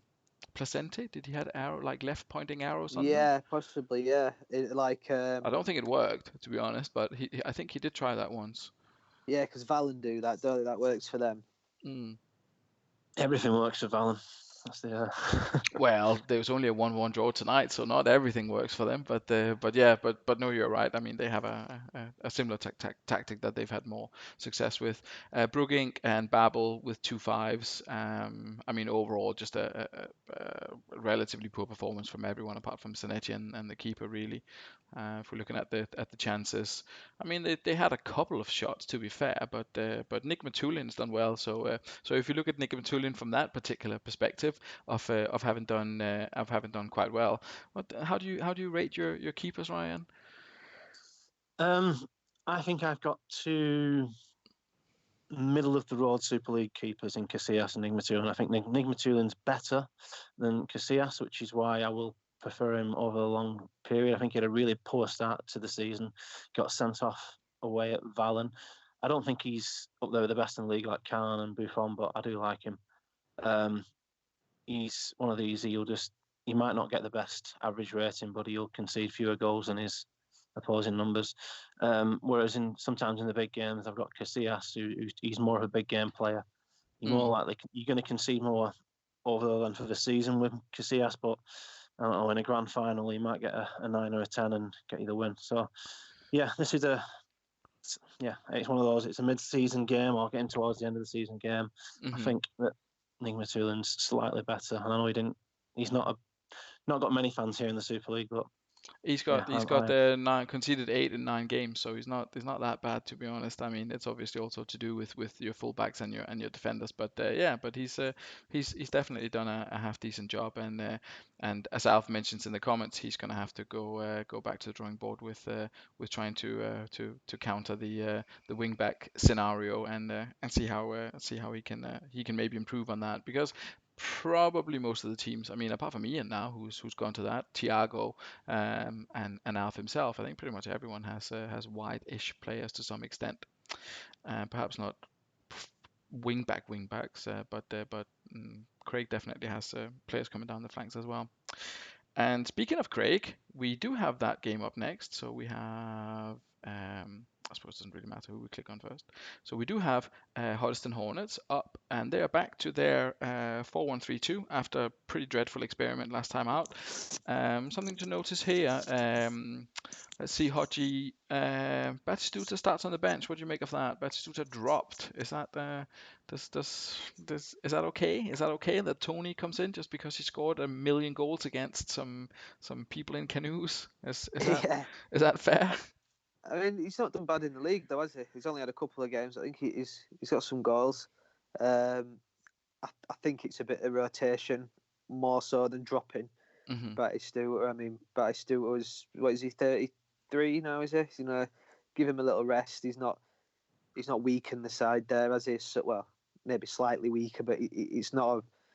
I think if he loses tonight, he can't really sort of blame not playing Batistuta because Tony and Cesarco are good enough to do a job. And some pretty dramatic forward runs from Etu trying to get the 3 people in the box when he goes forward. Etu. A bit young. Is he okay? Is he promising? How do you see Samuel Eto'o? Is that someone that you think would get a game for you? Yeah, he's a decent player. I think he's quite important to them because they don't play in AMC, so he is. He's quite important to him, sort of to get the ball forward to them forwards. You know, it's all right having centre forwards that put the ball in the back of the net, but you need to supply him, and especially today with Kufor is probably more centre halfish. I know he's got Sagnals out and Clement. He may not get too much service from out wide, so I think Etu will be important. And Freddie Lundberg, who I don't know how he's doing recently, but he had a good start to the season, a surprisingly good start to the season. He's not done too bad, actually, to be fair. I mean, 730 average and 4 goals. So surprising, including perhaps is Steve McManaman, who's had he's not played much for him. He had 2 games and 2 assists, and then he did pretty okay in this kind of like Oceania Cup, and now he's back. He's back in the starting lineup. You expecting great things from Steve McManaman tonight? An assist for him maybe? Yeah, I'm not fussed with Steve McManaman really. Has he done something against Leeds as well? No. Or is it just in general?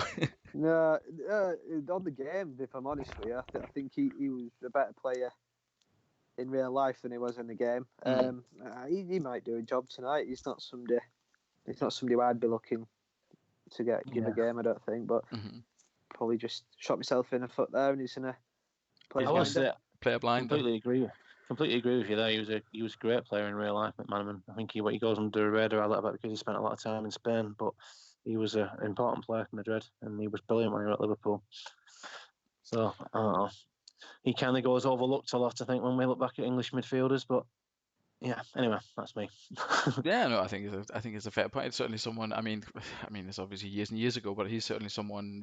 This was before, huge amounts of football coverage. But Steve McManaman certainly is one of the names that was sort of recognized, globally as a very good player, certainly in Denmark and beyond, where some of the other players who may get a little bit more attention in the UK were perhaps not as big names. So yeah, perhaps a little bit overlooked.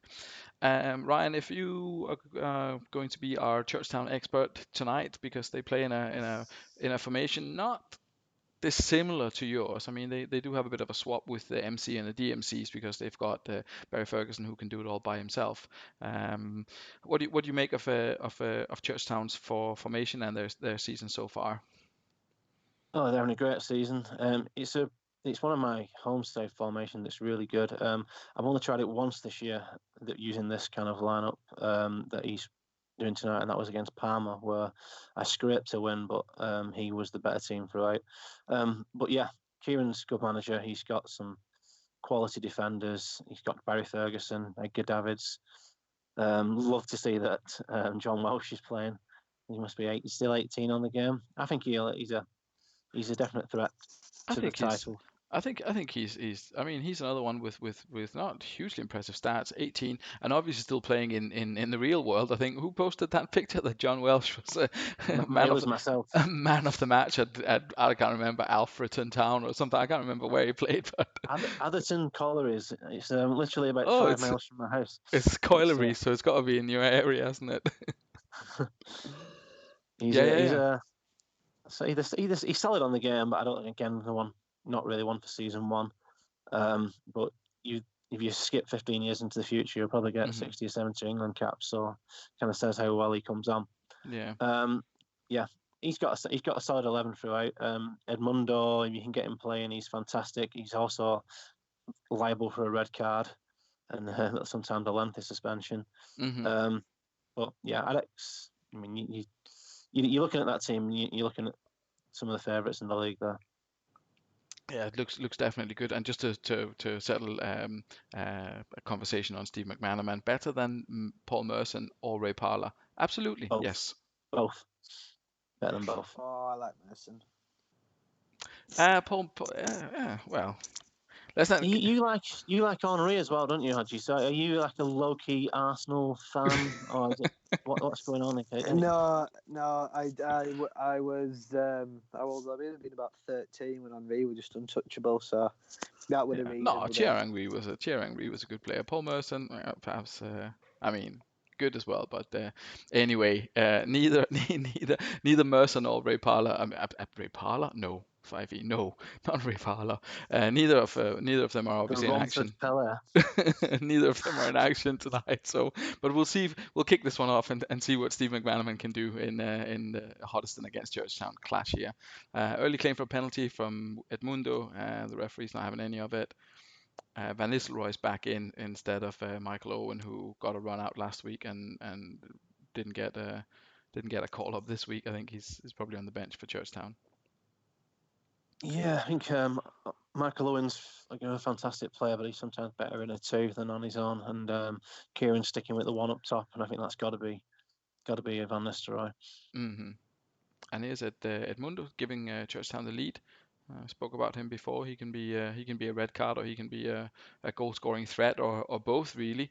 Obviously, Kieran looking to keep the pressure on for the two boys in front of him, hanging on to you and catching Valen a little bit tonight with if he can get 3 points here. Yeah, it's a strange game for me, this, because I'm kind of if Hornets lose, then that kind of puts a bit more space between us and the chasing pack kind of thing. But then that's me with my top 6 glasses on. But if you start looking at your top 2, then you'd rather Churchdown get beat. Mm-hmm. But yeah, he looks like he's all over. He's all over the Hornets, and it's not a surprising lead to take in at halftime. Mm-hmm. Barry Ferguson doing pretty well. He's probably the best. I mean, with Boy out, probably the best mid. He's certainly the best performing. Whether he is the best central midfielder in the game, I don't know. But he's certainly the best performing so far. Nedved obviously had a You're bit of a talking about slump. midfielders who don't play AMC or DMC. Yeah, genuine MC middle of the field. MCs that play MCs. Yeah. To be fair, there's probably about 3 of them. And that's about it. But yeah, I think he's doing pretty well. Soroczynski, he's been really good on it this season. He's having another good night. Yeah, he's 786 average. He's been probably the Churchtown's highest average rated player after Estebaria left, I think. So yeah, definitely done well for him. I've never signed him actually. I might have someone have to look. Never even heard of him. I had him at SLF in the last version, and yeah, he was really good for me there as well. Because I'd not had much to do with him before that. Mm-hmm. I'll have to look out for him. McManaman scoring a 6, not what we expected. No, or is it what we expected? Maybe we should have included. Maybe we should have included Paul Merson. Yeah, he's not got a Super League name attached to him, has he? Really, Stephen McManaman. So maybe not too surprising. Right, I've got the world at my feet here. Who do I? Luca Toni's had. He's got to go. So instructions are that if the awful list of the strikers has to go, and I think it's Luca Toni based on that performance with 5 passes and no shots, and Luca Toni not winning a single header. But either way, he's completed 1 pass. That's all he's done. He lost his header. Gave 4 more passes away. That is absolutely terrible. And he's still getting a 6. There. Yeah, I don't know how he's managed to cling on to that. Liverani must have been bad with that 4. So Etu just below him has got 14 passes, 10 of them completed. Fair enough, he hasn't lost a header, but he's getting a 6 as well. So, yeah, well, either way, even McManaman can probably feel hard done by. He got a key pass in. So, Petrov coming in, and he's his captain. What do you make of that? Probably I would say the highest rated player signed. I mean, maybe apart from Edilson, but probably one of the highest rated players signed from outside of the Super League in the window. Any Petrov fans in the house? I'm a fan of him in real life. I'll let you go, Haji. I like him. He's a good player. He's steady away, youngish player. Yeah, I like him. He should do a decent job in there. But I think it was maybe that next stage that he needed. You know, more of an MC. Mm-hmm. You know, in that midfield 3 that maybe needed strengthening a little bit. But yeah, good signing. Mm-hmm. Doing not too bad since he's joined. Mm-hmm. Yeah, Ryan, I suppose you were about to say something relatively similar, or? Yeah, pretty much. He's a solid player. I really likes him in real life. Bit of a legend of the Premier League kind of thing. Yeah, I think he's be glad that he sent that half-time instruction in. I know you asked Haji before the game, but I completely would. If you've got a fit Batistuta, you've got to play him. Yeah, season one, he should be first name on the team sheet, shouldn't he? I mean, yeah, bad form or not, and however good form the other 2 are in, Batistuta's got to be the main man. So he's now been on the second half. He carries that goal scoring threat, which, yeah, sometimes, as we mentioned with Rob Sloths and having Crespo up top. Yeah, exactly. You don't really need to create too much when you've got a player like that up top and can get you goals. So, yeah, I think he'll have a lot more threat now second half. Well, we'll see. We'll see what the second half will bring. If Churchtown can hang on, or if Hornets can find a way back in with Batistuta being that focal point up front that Tony failed to be in the first half. Ooh, Stephen Fry. Oh, well, Stephen Fry. Sebastian Frey committed a penalty, didn't get a red card, and then proceeded to save it. Oh, that could be controversial if it's proven to be controversial. Etu with the equaliser here. And Ljungberg pops up with what could be the winner. It's progressing quickly as well. Oh, Edmundo's got something to say about that as well. And there's Batistuta coming in the second half, doing what he was brought on to do, what he maybe should have been there from the start to do. But What again? This has been. Oh, and Chigalco now. That's got to be it. That's got to be it for Hornets. Big win for the Hornets.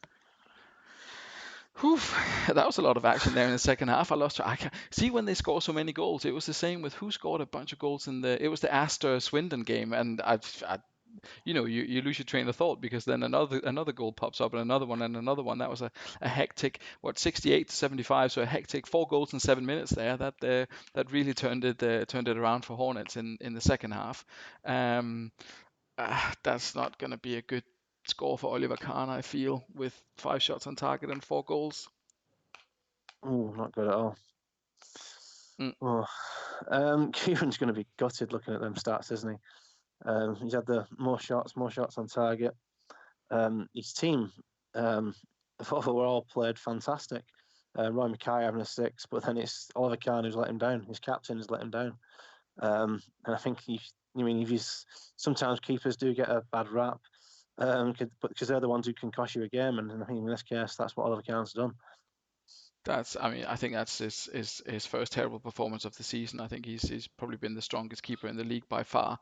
Oliver Kahn, average rating wise and performance wise, I think Kieran was one of the teams that conceded a very low amount of goals. Obviously, that's changed dramatically with the 4 that he conceded tonight, but definitely a bit of a shock there. The amount of goals he conceded, maybe not so much the result. I could have perhaps seen this go 1-0 Hornets or something like that, but to concede 4 goals, of course he has recently. I banked onto them for 10-12 games in a row. Maldini, Thuram, and Oliver Kahn, that trinity that he's got at the back. They hadn't gotten the best average ratings, and then he kind of started dropping one or the other. Maybe they got suspended as well. I mean, I know he has 725. If you have Thuram or maybe it's just sticking by big names. I don't know. If you have Lili and Thuram, and if you have Paolo Maldini and you have Oliver Kahn, is it the same as Batistuta? If those 3 are fit, they have to play, regardless of. I would say that, yeah. Like Veron, even if Veron's getting 6s for me, I'm not dropping him. Mm-hmm. He's still first name on the team sheet because he's that good. And I think, those 3 you mentioned, especially the defenders, maybe not as much with Kahn, but definitely with the 2 defenders, Thuram and Maldini, they've got to play. Mm-hmm. Van Nistelrooy, another one for me. If he's got to play. Mm-hmm. And Batistuta on the opposite team. If you've got them and they're fit, play them. Yeah, and let's see, who was it? Was it Barry Ferguson? Yeah, Barry Ferguson missed the penalty. We'll have a look at the penalty stats after all the games are up, so we can see there's been a ridiculously low amount of penalties scored in this league. And Batistuta with a pass. Right, let's see if McManaman got any assists. Hodgie, what do you think? No, it's a 0. It's a blank.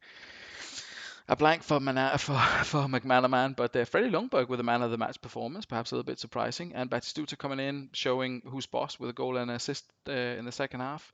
Good performance all round in the second half for the Hornets, and a return to form with a return to his 4-3-3 tactic, 4-1-3-2 tactic rather. Yeah, he gets performances. Out of him because look, it's not a standout team. All right, his strikers are good, and Lucio's one of the top centre halves on the game. But then after that, it's midfield, And I say it every time I come on. He's sort of pound for pound, if you like. He's probably doing the best job in the league. Mm-hmm. if I'm honest, with the squad he's got. Considering that he had to play even Helguera for about 12 games, which Yeah. which you wouldn't wish on anyone really. But yeah, I mean solid, and I think there was a conversation about Kufur as well, whether these kind of DRCs and DLCs, if they play decent in the fullback positions. I think Christian Chivu can play it, but I wouldn't expect Neil Clement to play above 8 average on on a left fullback, to be honest. But he's really delivering the goods for Hornets.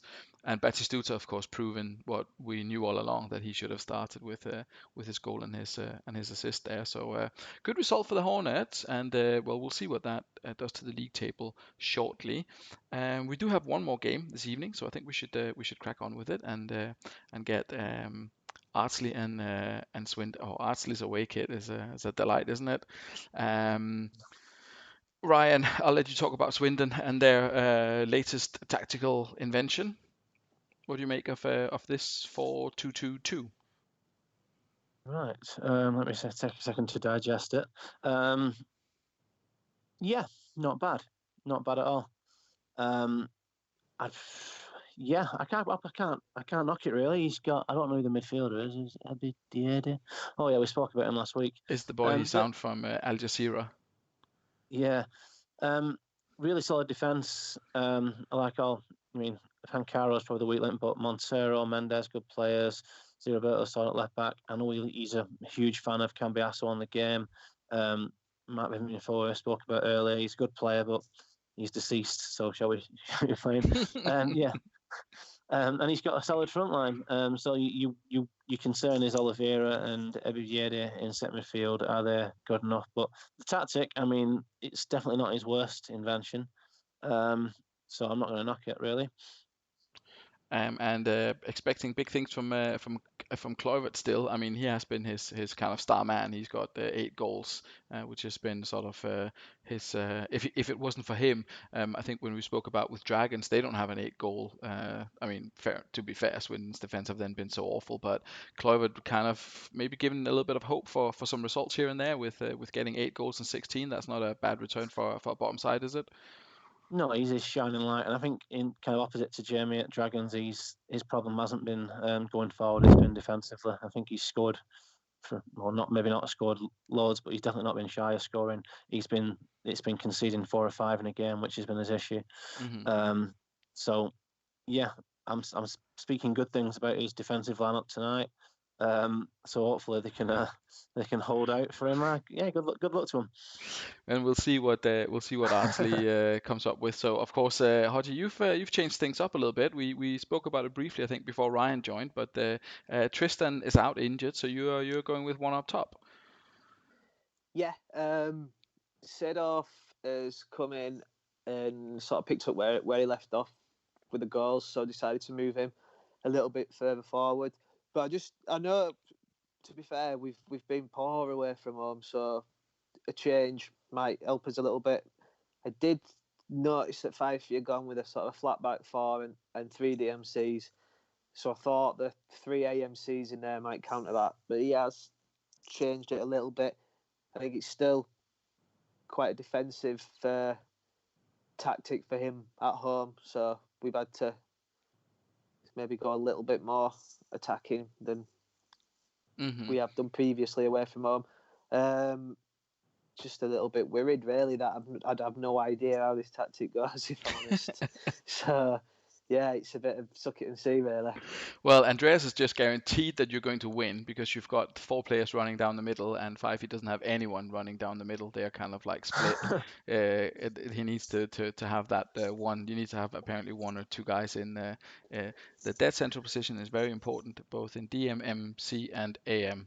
And that comes from the guy who is top of the league. So he knows what he's on about, doesn't he?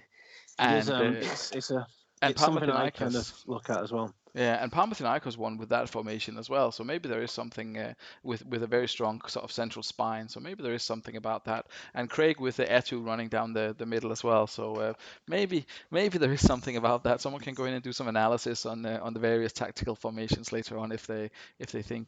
Fifey says, I said we would get battered tonight, but let's kick this one off and see how it goes. I'm not going to ask you, Hodgie, but Ryan, your prediction for this one? Oh, what do I? It's one of one. What do I hope or what do I expect? I expect an Ardsley win, and I hope Ardsley win for my good friend on comms here. But secretly, as to kind of secure my place in the top lot, I hope that Swindon gets something. We're about 15 points behind. It's not over till it's over, mate. Right. Okay. Let's kick this one off and see if Swindon's new formation can provide the results, or if Andreas is proven right in the spine of the team. Oh well, that's gonna be without that boy, isn't it? I think he plays there, doesn't he? Yeah. Parafenov comes in for that one. So that was a quick exit for Tsauri. Let's not hope it's too serious. Only 59 fitness, so it's probably It's not going to kick us to bits, isn't it? probably not too bad. Yeah, he might have gone ultra hard on the tackling. I can't remember who the referee is for this one, but I think we've had both the strict ones. I think it was the Chutley game and the BTEC game that had the strict referees. It's not been too bad for Swindon Devils so far. No, that's not good. I mean, you've not had a ton of chances, to be fair, but No, that's the problem I've had away from home. So many games where we just create nothing, absolutely nothing, and it's looking that way again. Do you not go attacking? You've got to play attacking every game, mate. I play attacking every game. Right. I've no idea then.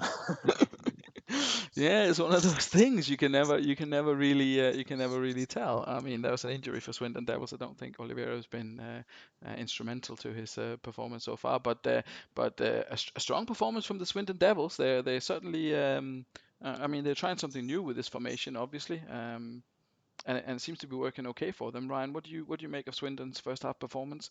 Better than what we've seen from them all season, probably. Yeah, solid defensively, which I mentioned before the game. Flat back four looking well. He's got Cliver who can get goals, and he's done it again. Unknown quantity getting the other one in Ebi Viede. But I think he'll be happy with how that's gone. Andreas eating his humble pie in the comments. I've no doubt after saying that he's going to get hammered. So yeah, Maybe he's surprised, but maybe shouldn't have been Ardsley away. yeah, Fife will be happy. Maybe not got the ratings he deserves really to be from being 2-0 up at home at half time. Only got 1-8 in there, and that's the 2-8. Sorry, No, Oliveira did pretty well until he got that injury. Until he got that injury. Assist for Se Roberto. Good to see him in the left back position where he should be playing really. Yeah, he's got to play in left back or left wing back. That's the only two positions you play, Roberto, and he's brilliant there. But yeah, good player, got the assists. I'm again surprised he hasn't got an 8 at least in the ratings. Yeah, and Hodgie, you've struggled, to be fair, to create anything, and you mentioned it, away from home has not been happy hunting ground for you really. Great performances occasionally at home and plenty of goals, but away has been a bit of a struggle. Yeah, if anyone's interested in Joe Cole, give us a message. He's gone now. I've given him too many chances. He's not repaid me. He's certainly not shown what he's potentially capable of. I mean, stats wise, he's solid, isn't he? But he's not really delivered the goods so far for you. Your defensive partnership seems to work out okay though, with Okoronkwo and John Terry. Fair enough, they've conceded 2 goals, but they've not been. They've had looking for a silver lining there.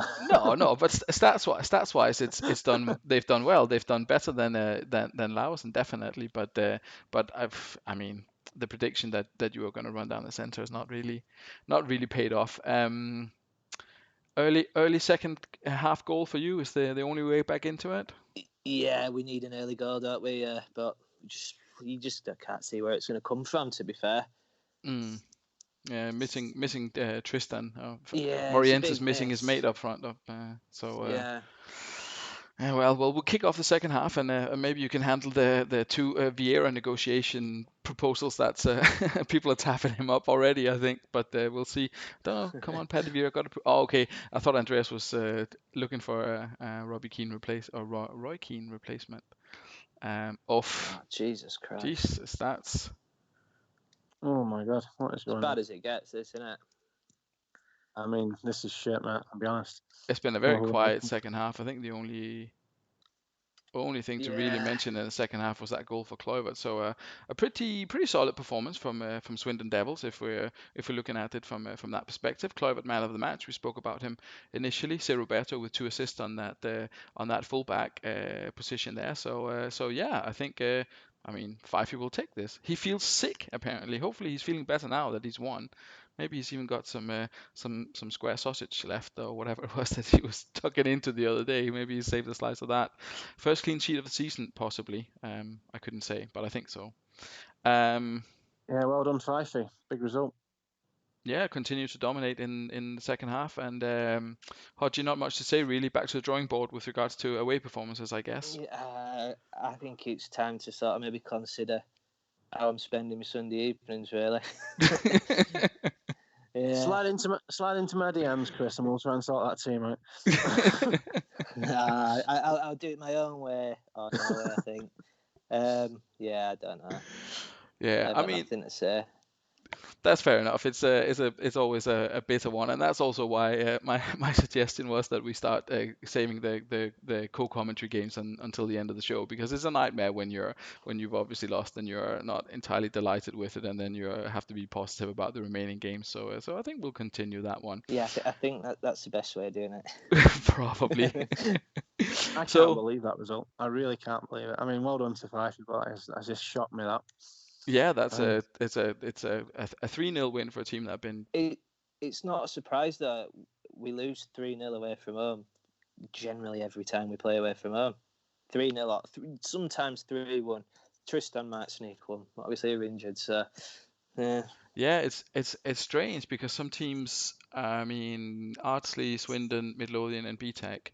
I mean, Sloths and Dragons haven't been particularly good either, but there's really a big difference in some of the teams' performance. I mean, BTEC obviously taking the piss with with eight losses in 8, but yeah, to only get one win and 1 draw away, and then you look at the home form for some of these teams. I mean, Ardsley at home, 6 wins, 2 draws, and a defeat. I mean, Midlothian had this early on, or have this as well. I mean, 6-2-1 at home, and they're down at the bottom away as well. There's no real explanation for it as far as I can see.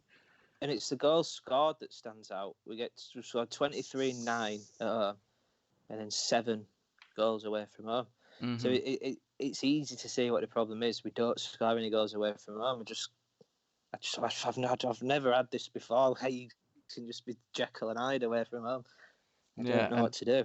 Obviously, it doesn't help with then having one of your 2 strikers missing out. So yeah, it's a bitter one, but going by the form book, apparently it's not that surprising. I'm not going to scroll through. Or can I ask? Should we have a look and see if this was Swindon's first clean sheet of this? Yes, it was. Look on Swindon. Look at the fixture. Yeah, you had one. Sorry. Oh no. He had a 1-0 against Dragons. So it's his second clean sheet of the season. So we're not that bad. Not quite. Let's have a look at the overall table before we finish up. Just a quick one, actually. I said I would do this. Penalties. There we go. So Barry Ferguson, he's done kind of okay. Kluivert has done well. Batistuta has done okay. Oh, these are the guys that have scored. Oh, it's the team ones. There we go. I was going to say that's that's what I was thinking. I'm sure there's someone who's missed pretty much all of their penalties. Yes, there was, and unfortunately it was another negative note on the Ardsley account this evening. And notice that 2 teams haven't had penalties at all. Who is it? Dragons is one of them. Should they? Oh no, should they have? Who is it? Midlothian? Oh, no, they're there. Yeah. Who? Astor. True. So Alf hasn't had any penalties, and Jamie hasn't had any penalties either. So maybe their forwards aren't running enough with the ball. Who knows? Yeah, Alf obviously knew it was him. Anyway, quick look at the league table before we wrap this up on the 2-hour mark. Well done for a Sunday evening. So there's only 1 point in at the top of the table now. 2 teams are 5 points clear. So Ryan, you have to be happy with that. Opening up a bit of a gap here. And, 10-point buffer till 7th. That's the only thing I'm looking at. Not really concerned about the team above and below. It's that team in 7th. So as long as I yeah, it's getting to that 42-point mark, and then I'll be happy, and then I can start playing around with it. But yeah, over the moon as trademark there. Over the moon with the results against a good team in Astor. And decent results for Hoddesdon, Hornets, and Panathinaikos as well. See them going not clear of the chasing pack, but they are in pole position for some of the playoff spots there. Keeping it tight, 28, 28, 26, 26, 26, and then we have Chudley and Ardsley on. Oh, sorry, we have Ardsley on 24 and Midlothian on 23. So there's still 5 teams within 2 points, I think, and then just a tiny bit of a gap down to Ardsley and Midlothian, who are still only 3 points. I mean, Midlothian are still they're in 10th and they're 3 points from 6th. So it's still pretty much all to play for in that area. Sloss and BTEC, I mean, there's only 6 points up, but there's so many teams in between them that's going to be difficult. Chris, do you see any threat from the teams below you? You're still in with a shout, aren't you? I mean, I know you're disappointed tonight, but you're 2 points away from Astor. We've not won in his last 3, and we're constantly 2 points off 6th. We've lost to bottom of the league 3-0, and we're still 2 points off 6th. I just think we'll carry on winning his home games and losing his away games, and I think it'll probably just fall short. Well, to be fair, I mean, you can away games are almost a free hit now. If those are your expectations, so you could do pretty much anything. Hopefully, you can try some stuff. 3 strikers, anything really. You know, anything goes. If you have 3Ds, well, yeah, maybe 3 strikers isn't the best idea, but you could definitely try something alternative because your home form seems to be pretty decent. Ryan. What do you think about the center pack there? You mentioned that you're just looking down to 7th, but if we're looking not so much at you, but as the teams that are in that kind of group, any that stand out for you? You're thinking, oh, they've got the best chances. Hornets maybe, with their sort of recent impressive form. Yeah, I think the one is Kieran now after being on a bit of good form. I think he's lost his last 2, and he's in danger of getting dragged back into that. Which I can all keep saying it, but it only takes a couple of bad results and you get back in there. Alf, I expect to be there or thereabouts end of the season. I expect Hodgie and Timmy to both be in there. I mean, Craig is the one who you'd say is overachieving with his squad. Another good result again tonight, so you can't overlook him. But yeah, it's difficult to pick. Anyone. Hodgie and Ian at Midlothian really need to do something to the away form to something. If they just win the home games and lose their away games at this point, I think they'll not make it. Something needs to change there. I don't think 40 points is needed there. Where do you reckon on 6th? I don't think we'll need 40. No, I think I worked it out. Who's the accountant here? Oh, that's me. Ryan,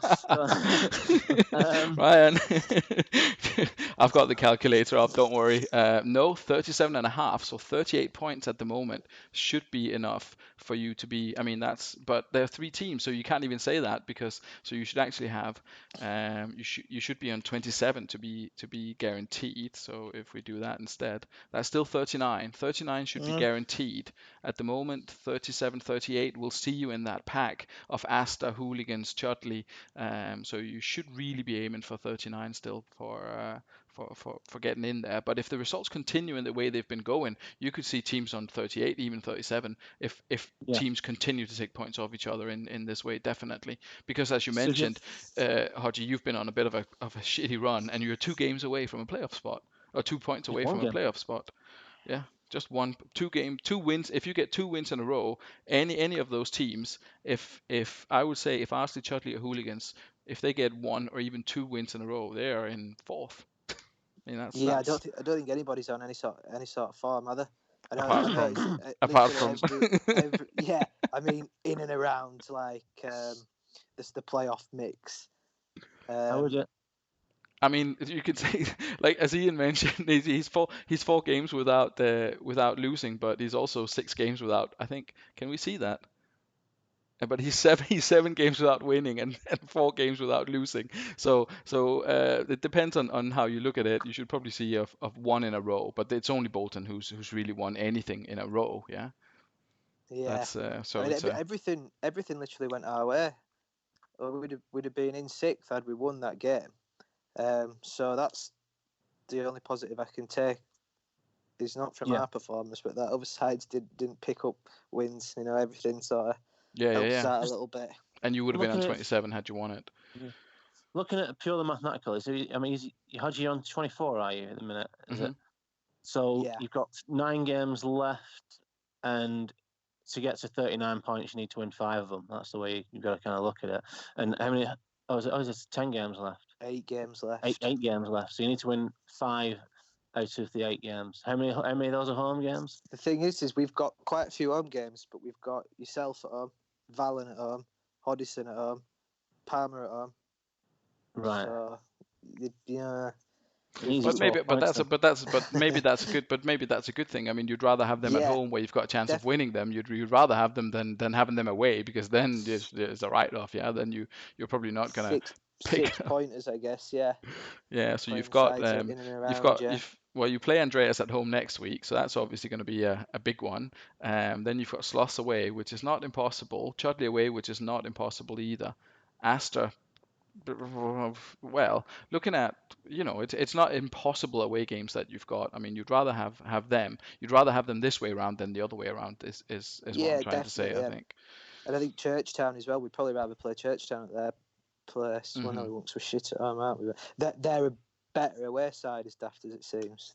But yeah, I was gonna say, is there actually? Yeah, Churchtown. Yeah. 19 points at home. They're definitely much better. Away than, I mean, they're terrible not terrible, but 11 points at home is not a lot. Yeah, that's like Dragons kind of Swindon territory really. So yeah, surprised. Anyway, quick look at the top scorers before we call it a night. Rossini's still there, Batistuta and Sand both scored tonight, so they're up there. Morientes and Tristan stuck on 11. Saviola got 1 as on 11 as well. Keenan, Kluivert, and Tsigalco, Palermo scored, so there's goals from everyone in the top 10 apart from Rossini, I think, and Tristan, who's obviously injured. Yeah. Morientes didn't do all, did he? Oh, Morientes, sorry, yeah, both of you. Sorry. He's hat tricks and 4s and then doesn't score for 3 or 4 weeks. Whereas Tristan's a bit more consistent. Won every week, yeah. And that's probably what we need now. How far down is Montella, out of interest? There. Well, he's got 4 for you, and he got 4 for I think, did he get 4 for Dragons as well before the change? So, that might not be a bad shout, that Montella. What did you say? Top 5? In the top 5. That's my.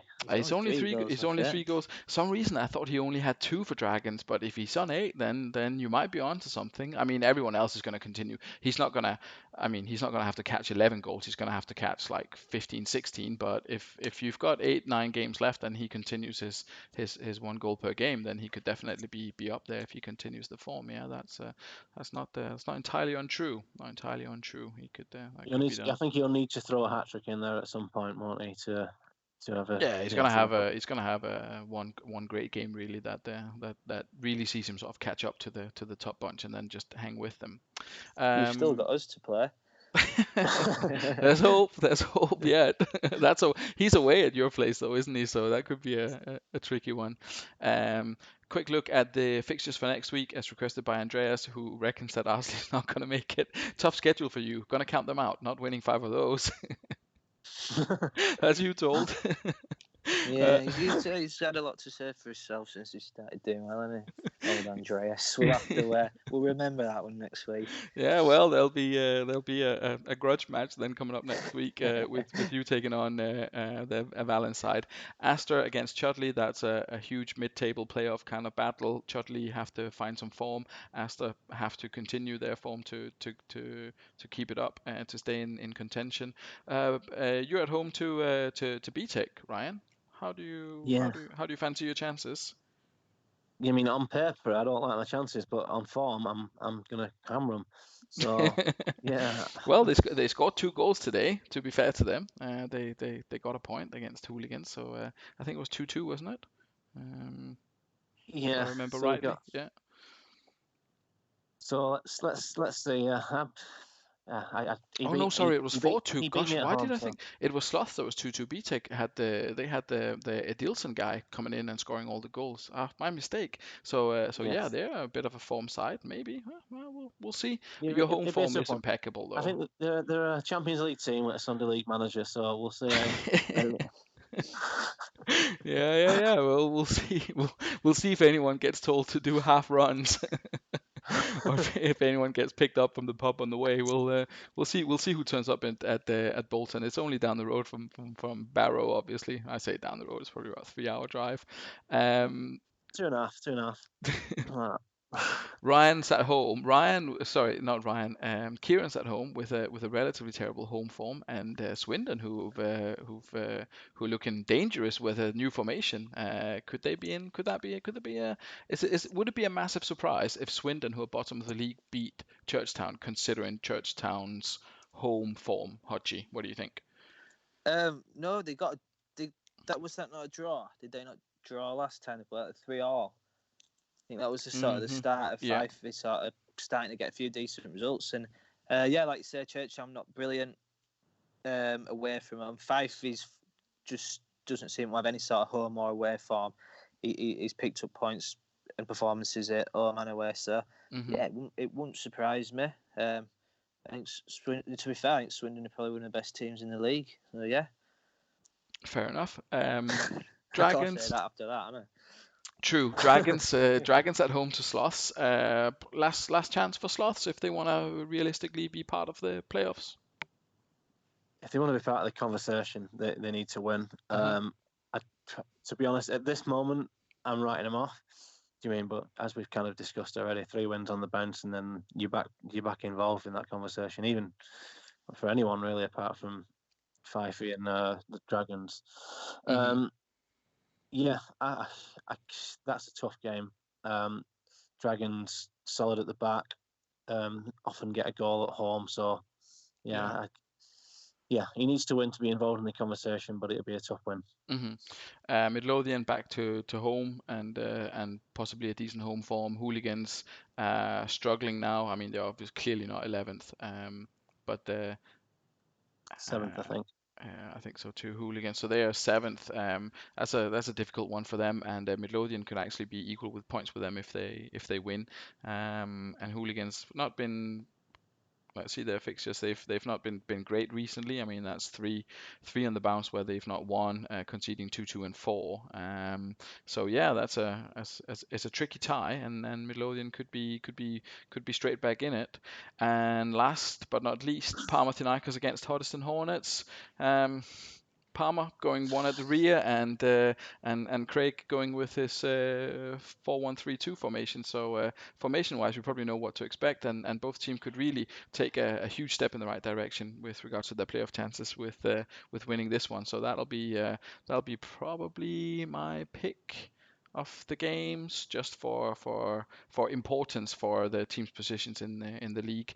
Anything else that stands out for you? Anything you want to add to next week's fixtures, apart from the fact that you're looking forward to it, obviously? Yeah, Panathinaikos, I will say, that's a big game for them, and the other one's Astor versus Chudley. Yeah, Panathinaikos, every time I kind of write them off, then they come back with a result like that. They've definitely got to be favourites going into that game now. I don't think he'll change his tactics. It'll be interesting to see what Hodgie comes up with now. It's a huge game for him. It's getting to the point where it's becoming a must-win, and it's a tough game as well. So, yeah, I wonder what you've got up your sleeve, mate. Yeah, I don't know whether to just go back to his usual formation that seems to score a lot of goals at home, or just try something new.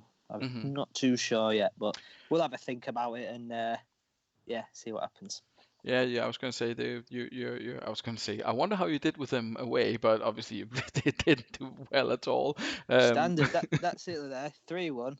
Yeah. With an AMC scoring a 5. that pretty much epitomises the away form. 3-0, 3-1, 3-1, 2-4. A 5-2 win against Hoddesdon Hornets away, and then back to 3-1, 1-2, and then it was a 1-1 draw with Midlothian, and then yeah, you're right. Yeah, that is pretty. I mean, apart from that, did he have someone sent off in that one? No, it was Morientes. Yeah. That's right. It was the Morientes 4-goal game. That's right. Right. Okay. Well, thanks very much for your feedback, guys, for your input, for your comments with all the games. It was very enjoyable. I think we nearly reached 2 hours and 15 minutes as I did with Ian not that long ago. So thanks very much for everyone for for sticking with us. I think there's still a few people online, so so it can't be that bad. Good luck for next weekend. I hope you get the results that you're hoping for to keep it interesting at the top and in the middle. That would be good for, I think, good for me. Ryan maybe not so much, just to keep it interesting at the top. But we'll see how it goes. We'll see how both teams get on. That's it, guys. Thanks very much, and Yeah, thanks for thanks. joining as Cheers. always. Good night, everyone. No, Good cheers. night. See ya.